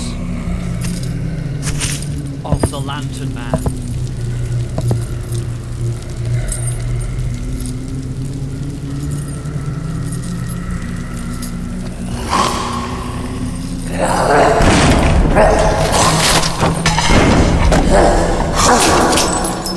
So this is the fantastic Will Dorenzi Martin, who very kindly provided some sounds for Lantern Man. Initially, I didn't really have anything in mind for Lantern Man, but I think they were doing a recording for something else, and Ella was like, "Can I get you to just do some monster sounds?" And that's what became Lantern Man, which was marvelous. So the sounds of Lantern Man.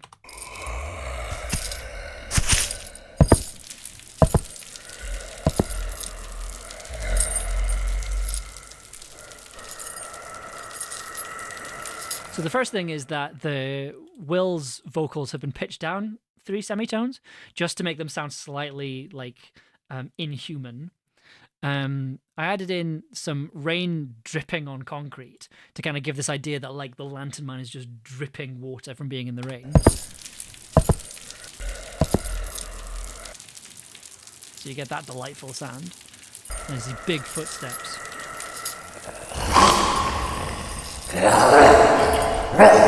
You're cold, he's cold.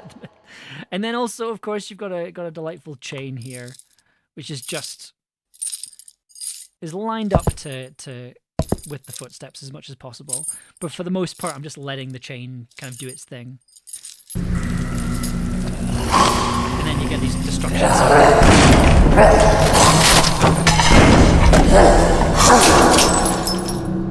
Just smashing the hell out of this kitchen.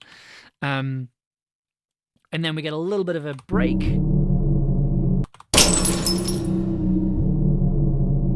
Before we dive into the next scene. So there's a lot to talk about with this bit. Let's talk about the ambience, these two ambiences here. And then I'll talk about what I'm doing with these two tracks, because if I hit this button, you'll see that they're doing something very interesting when it comes to the panning. And then I'll talk about where that idea came from, and it came from the way that Robin performed this next part of the scene. So where it came from, so again, quite a simple thing put together. There's also a little nerdy Easter egg in here as well, which I hope, I like to think that this is the right audience for it. But so this is the sound on its own.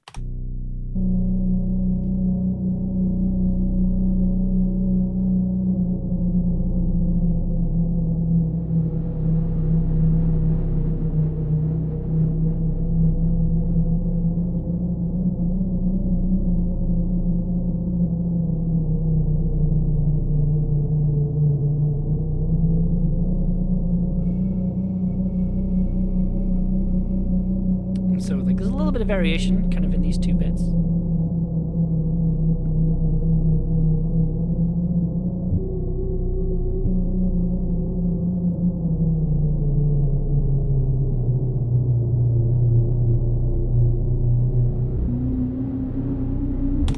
So the first part of that is just it's just a bass drone that does get slightly more aggressive. It's slightly detuned. can sort of hear it phase very slightly. The two oscillators kind of phasing with each other. So here's the thing: you have these two tracks here, right? So there's this, and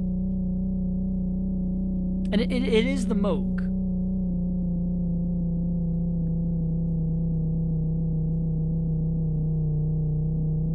It is the Moog, and I think basically what I've done is because I don't remember how I made this. I don't remember how I made this particular sound.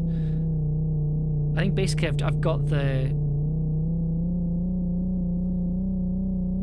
And basically I've got an LFO, like a low frequency wave, underneath the normal oscillator, but it's going so quickly it's causing pitch differences like this. And then what I'm doing with bits like this is that I'm basically switching the octave of the oscillators, so you get these lovely jumps,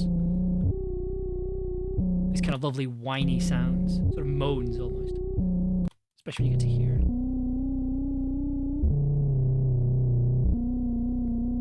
So just doubled that up.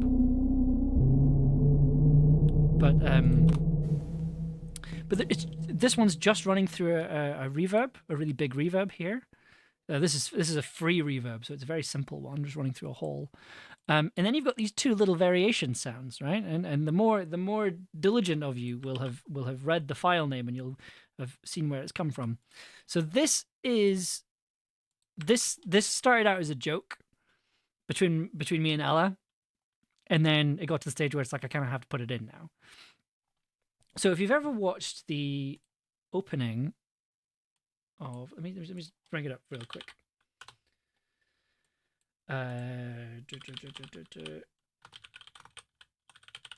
If you've ever played Majora's Mask, either on the 3DS or the 3DS or the Nintendo 64, this is how it opens. You'll get the effect if you listen to this on headphones, but this is how it opens. Oh no, it's muted. Oh no! Oh, hold on. Have I got the right one? Is this on here? I'll tell you what. Oh no! Hold on. This is absolutely not worth it. There we go. Okay. There we go.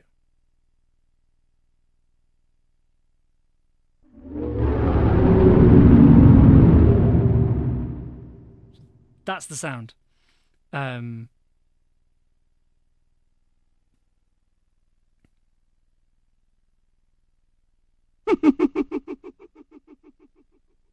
That was the vibe I was going for, right? With Lantern Man, that was the vibe. And so what I did was I basically just ripped the video, because if I turn the reverb off, I think that might still be the video file. Is it the video file? No, it isn't. Okay. That's just that opening of the mask flying in front and flying back, just slowed down. In fact, no, that's not even slowed down.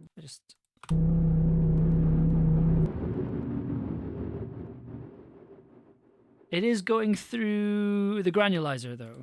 This is a slightly more expensive granulizer called Portal. It's a bit more. It's one that's a bit more advanced. It's doing lots of other different things that weren't there before.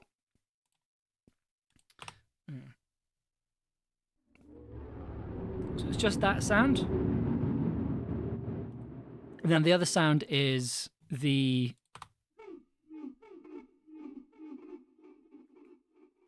it's the Happy Mask Salesman laughing, but just slowed down to 0.3 speed. And I put it all together.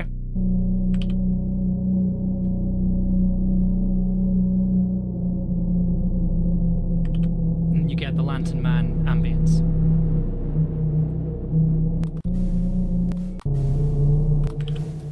And how that manifested itself in the actual episode is so, I believe one of them is being reversed. Yeah, so you've got this ambience playing twice. You've got one's playing normally, and then you've got the other one, it's reversed, so it's playing backwards.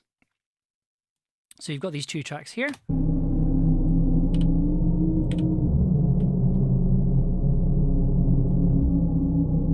But the other thing that you have is that you have these panning envelopes here. So what they're doing is they're going back and forth like this. Okay, there is a reason why, and I'm going to talk about why it is in a second. So that's kind of what the ambience is doing, and all of the ambience is doing that, right? Like the I think the wind is doing a similar thing. Oh no, they're staying the same, right? Fair enough. Never mind then. I think Lantern Man is also doing. I think if we look at the Lantern Man ambience, I thought Lantern Man did some moving around. Apparently, I'm wrong. Okay, I'm just making that up. Oh well. Yeah. So you've got the two ambiences moving in and out of each other, and what gave me that idea to do it that way was how Robin performed this next part of the scene over here. No, over here. Sorry, beg your pardon. Morgan! Oh no, I did. Hang on. Yeah, so there is a bit of panning over here as well. So yeah, we're fine. I think I disconnected from the chat room, so I believe I'm still in there. I just disconnected and reconnected me. I think we're okay. Amber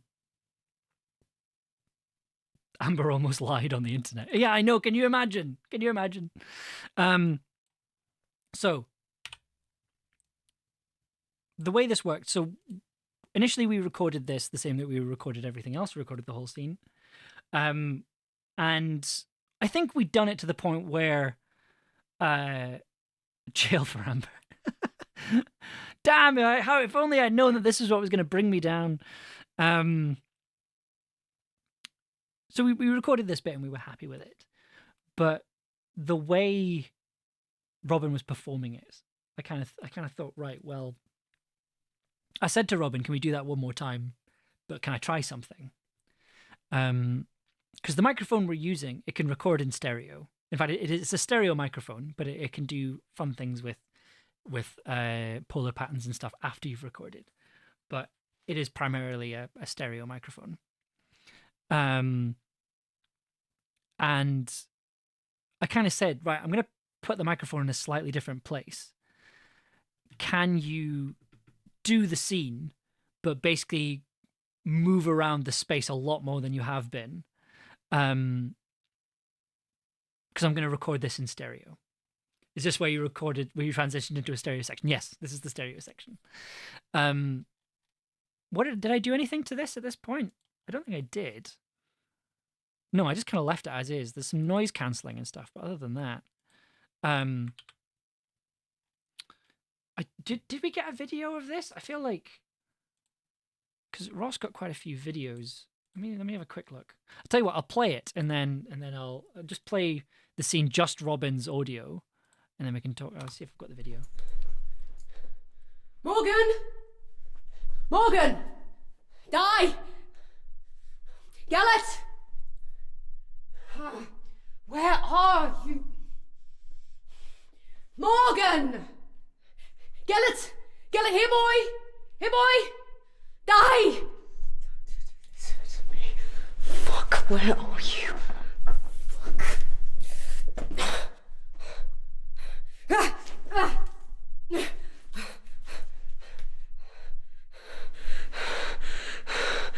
are you? Come on, I can't leave you now again. Not like this, not like this. Yeah, so it's like they're looking left and right. Yeah, the idea is that it was kind of almost like again, I was kind of going for a sort of disorienting. I don't think we recorded a video. I haven't been able to find it, but we were kind of going for. I was trying to make it sound disorientating and like trying to communicate this idea of being lost in the woods at night while it's pouring down with rain and there's a big scary monster chasing you and you can't find anyone. Like it was trying to communicate that feeling through sound. But the way that Robin performed this and used the microphone and used the stereo space gave me the idea of like a swinging lantern. The idea of this sort of slow swinging lantern, also inspired by the Majura's mask, like Majura's mask spinning round and kind of moving closer and then moving further away, because that's also a stereo sound effect as well. and having this idea of the sound design doing this, the whole episode, all the audio doing this while the Lantern Man is alive, to create this sort of disorienting feeling that's also kind of oppressive. And that came from Robin's performance. That wasn't an idea I went into the sound design edit with. That came out of the recording process. So I think the only thing I did here was that there were a couple of clips where I've reversed stereo, so made the left channel the right channel and vice versa, just to really emphasize the stereo-ness of it. Because if you put the sound design on, right? Morgan! Die! Gallet! Oh yeah, because I even I even panned like the rain and the wind sounds as well. Like if I've just put these on,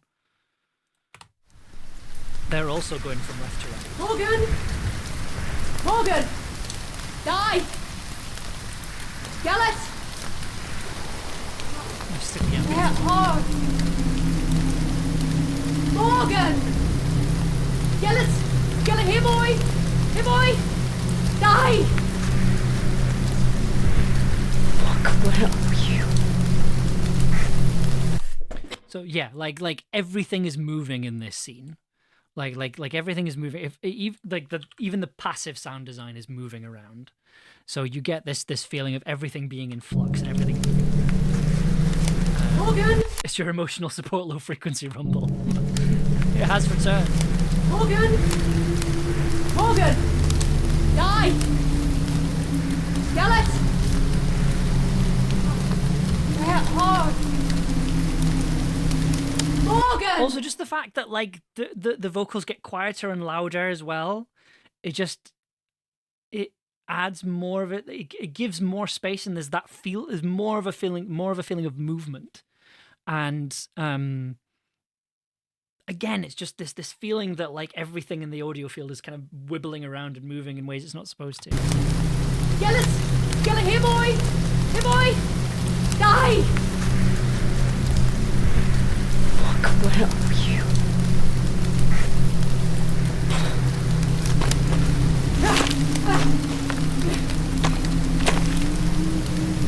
And again, that sound was put in later on. That was just listening back to the take. There was just this moment where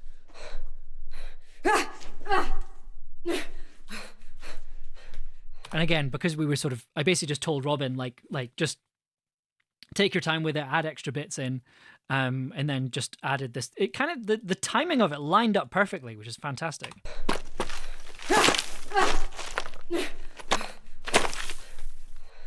And that's a sound effect from freesound.org that I love very much.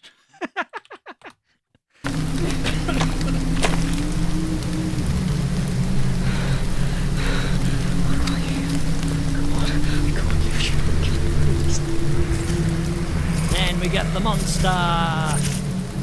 Guess who's back, baby? Oh no! Don't you fuck! For this speech, we bring it back into mono. We basically, I got Robin to stand directly in front. Kind of recorded it more traditionally, like put the microphone kind of normally, and then had Robin standing in the normal position and kind of recorded this speech because I thought that was important. And for everything else is moving around in this scene, for this speech, I was like, no, Robin is going to be like Perry's bang in the middle here. Like this is kind of Perry focusing all their energy into the center. Don't you fucking dare! I am tired, and I am cold, and I am sick to death of monsters, so you should know that if you start this fight, I will finish it!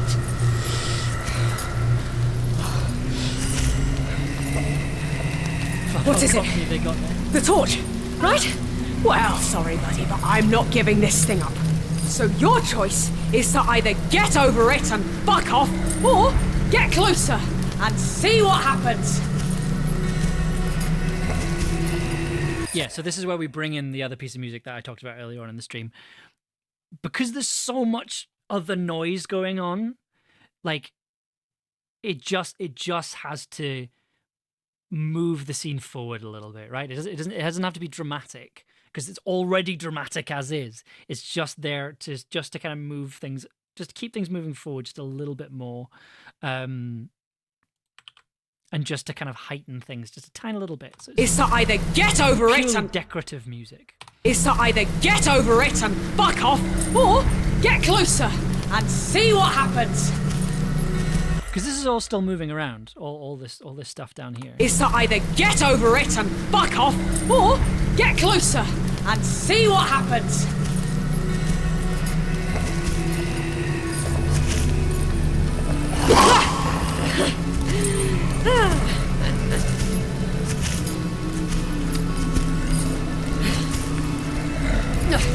Here's the thing, Lantern Man, or whatever the hell you are. My name is Peredia, Sir Peredia, and I'm a knight. So yeah, I mentioned like crossbow sounds not sounding very good. This is the crossbow sound that I made for Camlann. Oh, obviously not the impact sound. You also got this, but the actual firing sound. I like that. It sounds heavy. Yeah. There's also a reloading sound that is quite low in the mix. Here's the thing, Lantern Man, or whatever the hell you are. My name is Peredia, Sir Peredia, and I'm a knight.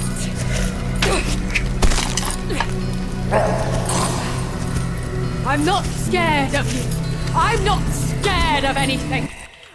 Winches. Yeah, well, like this is kind of one wonderful fun thing when I was trying to come up with like a suite of sound design for Perry's crossbow.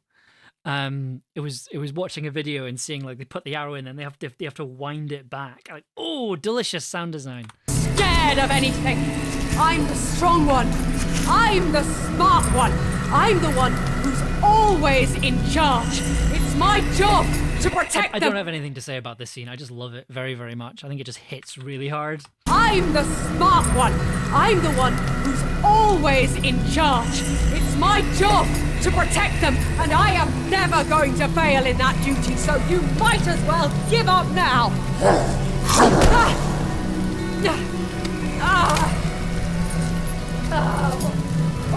It's a very weird compliment, but Robin is very good at being hurt, like acting pain. Incredible at it. Like upsetting to record and edit, but very good.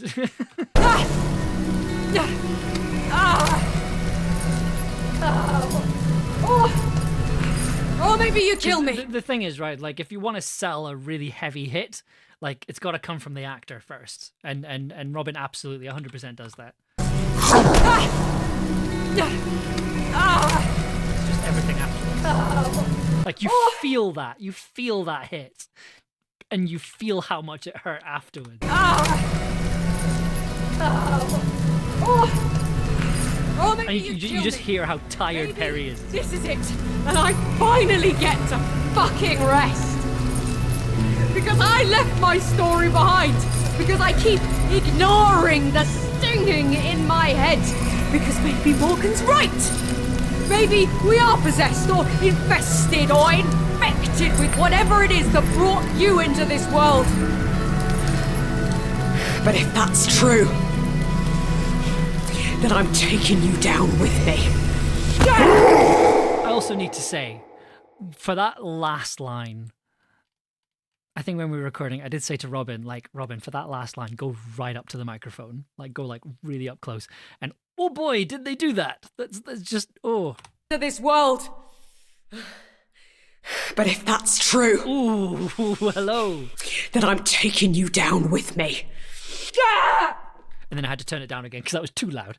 But, and again, like, action sounds like that dive doesn't work unless the actor sells it, right?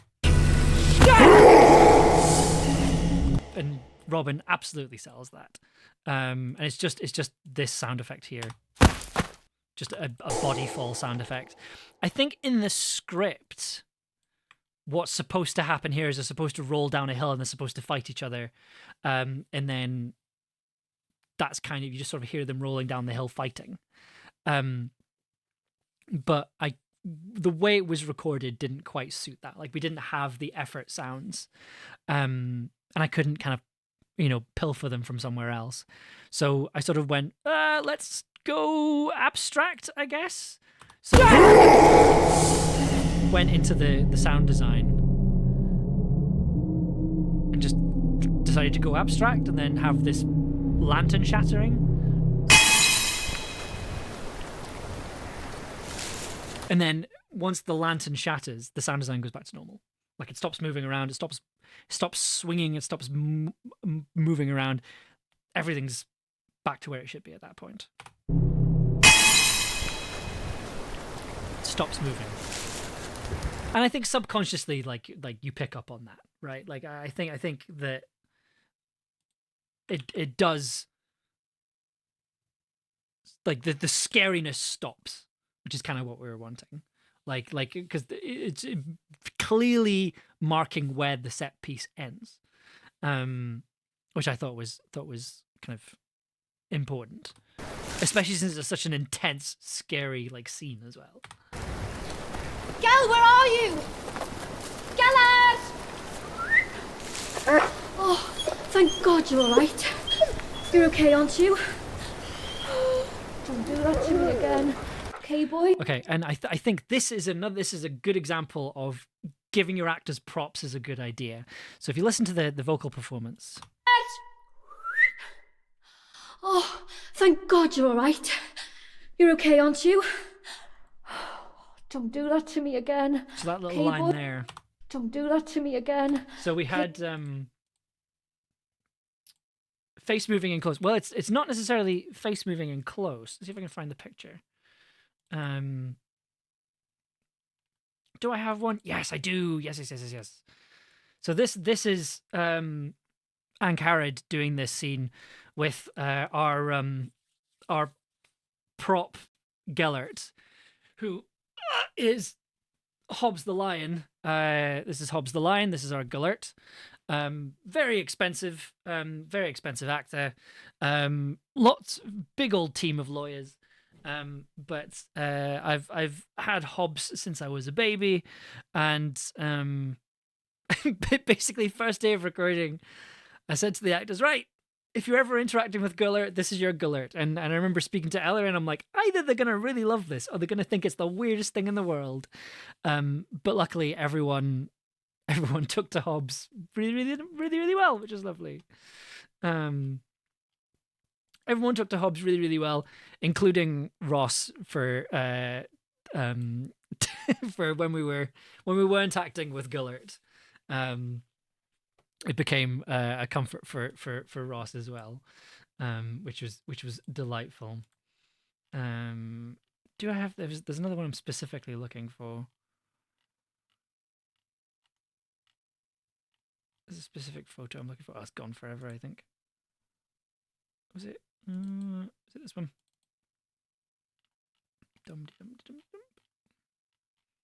Yeah, we've got pictures of of every single member of the cast with Hobbs at some point, which was delightful.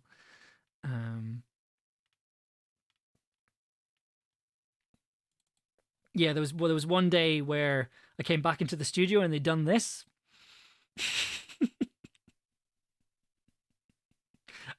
I think this is just we were recording lots of monologues and things.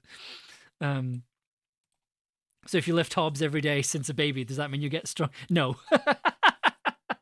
Sadly not. Hobbs does not weigh very much. But is still a wolfhound.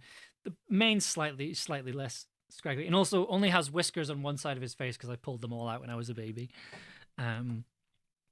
Hobbs has been through a lot. Doesn't get along with Poppy, weirdly enough. Okay, right. Do I have any last things I need to talk about? I'm not 100% sure I do. No, I think that is everything. I don't think there's anything else I need to... if there are any questions about this episode, if there's any specific part of the episode that I haven't talked about that you want to know about, or if there's anything that I've talked about that you're interested in me kind of going into a bit more detail in, now's the time to ask. I really loved this episode. Like, it was one of those ones where like I said, just came together really quickly, just clicked into place fantastically well, which was lovely. And it meant we got through it very, very quickly. Do I have a blooper reel for this episode? I do have a blooper reel for this episode. Yeah, okay, let's have a listen to the blooper reel. Lots of ways, spiders are less dangerous than horses in Magical Apocalypse. The spiders are often not necessarily bad, but people are just so frightened of horses that they kind of become often. They're massive. Yeah, they are massive. As Yeah. much as I'm enjoying this other podcast, is this still a thing? You've come to horses. Sorry, we should refocus. We are still rolling. There is a kind of romance to it, with the woods and the valley. Feels like we could have been here 1,000 years and it wouldn't look much different. Miss the ago. Oh, fuck. Again. So just have fun. Take 3. So I'll continue doing my best David Tennant being a nerd impression. Camlann, episode 3. The Lantern Man. Yeah, perfect. Got it. And then 4. The Lantern Man. It's kind of like a sense. Lantern Man. Oh my god. Make the sun rock. Sprinkle it with you. You can really tell that it's 4:45 on a Sunday. I like that voice when you do that. You've done that a few times now. I like It's it. the voice I do for babies. Yes. So anytime I visit someone with a baby, it's This like, was my "Yes, entire week. Give me the baby food. I need sustenance. I thought you meant it was like your way of No, speaking speaking to babies, I was yeah. like, hello. Just get Morgan saying Gellert and running out, and then Di doing his coat on and running out. Was there a note for the gun out? No, it was just because we could hear your script. Whoopsie-daisy. Okay, so not many outtakes for episode 3, but still good. Like there will be a blooper reel at the end of the series. I've just been kind of collecting as I go, and the best ones will make it into the series blooper reel. Marvelous. Okay, I think I'm going to call it there because that's kind of all of episode 3. 5 minutes of Sloan talking about crisps. Yeah, there's quite a lot of that in these recordings, but mainly when we had to record Tobias doing the titles. That took ages because we just messed around, and then also Ella recording credits. That took forever because Ella and I just. What happened was we spent the whole week recording the entire series, and then Ella was staying here an extra. Ella stayed here through the week of recording, and then I think it was the day after. It meant that Ella and I were like, right, we need to record the credits, and spent an afternoon doing that. It took us so long because it was just if Ross isn't there, there's just no order apparently. Eclipse Sky, hello, love a good blooper reel. There'll be many more, I assure you. Okay, I'm gonna call it there. I hope I hope this has been fun. I hope this has been interesting. I hope this has been this has been fun. It's been illuminating. Daisy does our credits. I'm not allowed. That's kind of what's happened with me as well. We will be back on Monday because episode 4 is coming out on Monday. So the next episode of Camlann, which is over here, episode 4 Into the Fire is over here, and that's going to be coming out on Monday. And because it's Monday, because it's a release day, there is going to be a listen along stream. So we'll be back. I promise we're all back to full health now. We'll be fully back to normal. It's not going to be another ill stream. We're all back to normal. We're going to be listening to episode 4. We're going to be talking a little bit about it. I'm going to be talking about it with the cast and crew. And then we'll be doing more streams like this where we get to go behind the scenes of the episode. Episode 4 is interesting because we have a guest sound designer. Ooh. We're still figuring out how that works in regards to how that fits in with the stream, but hopefully we'll work something out. Either way, thank you so much for coming along. Thank you so much for being here. I'm really enjoying these streams. I hope they're people are finding them interesting, and it's nice to know that there is a resource like this for this series, that it's documented somewhere how this was made.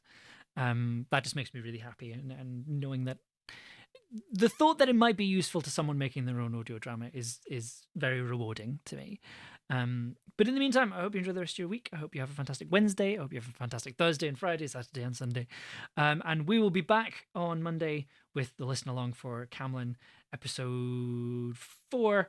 But in the meantime, I will catch you later. Good night.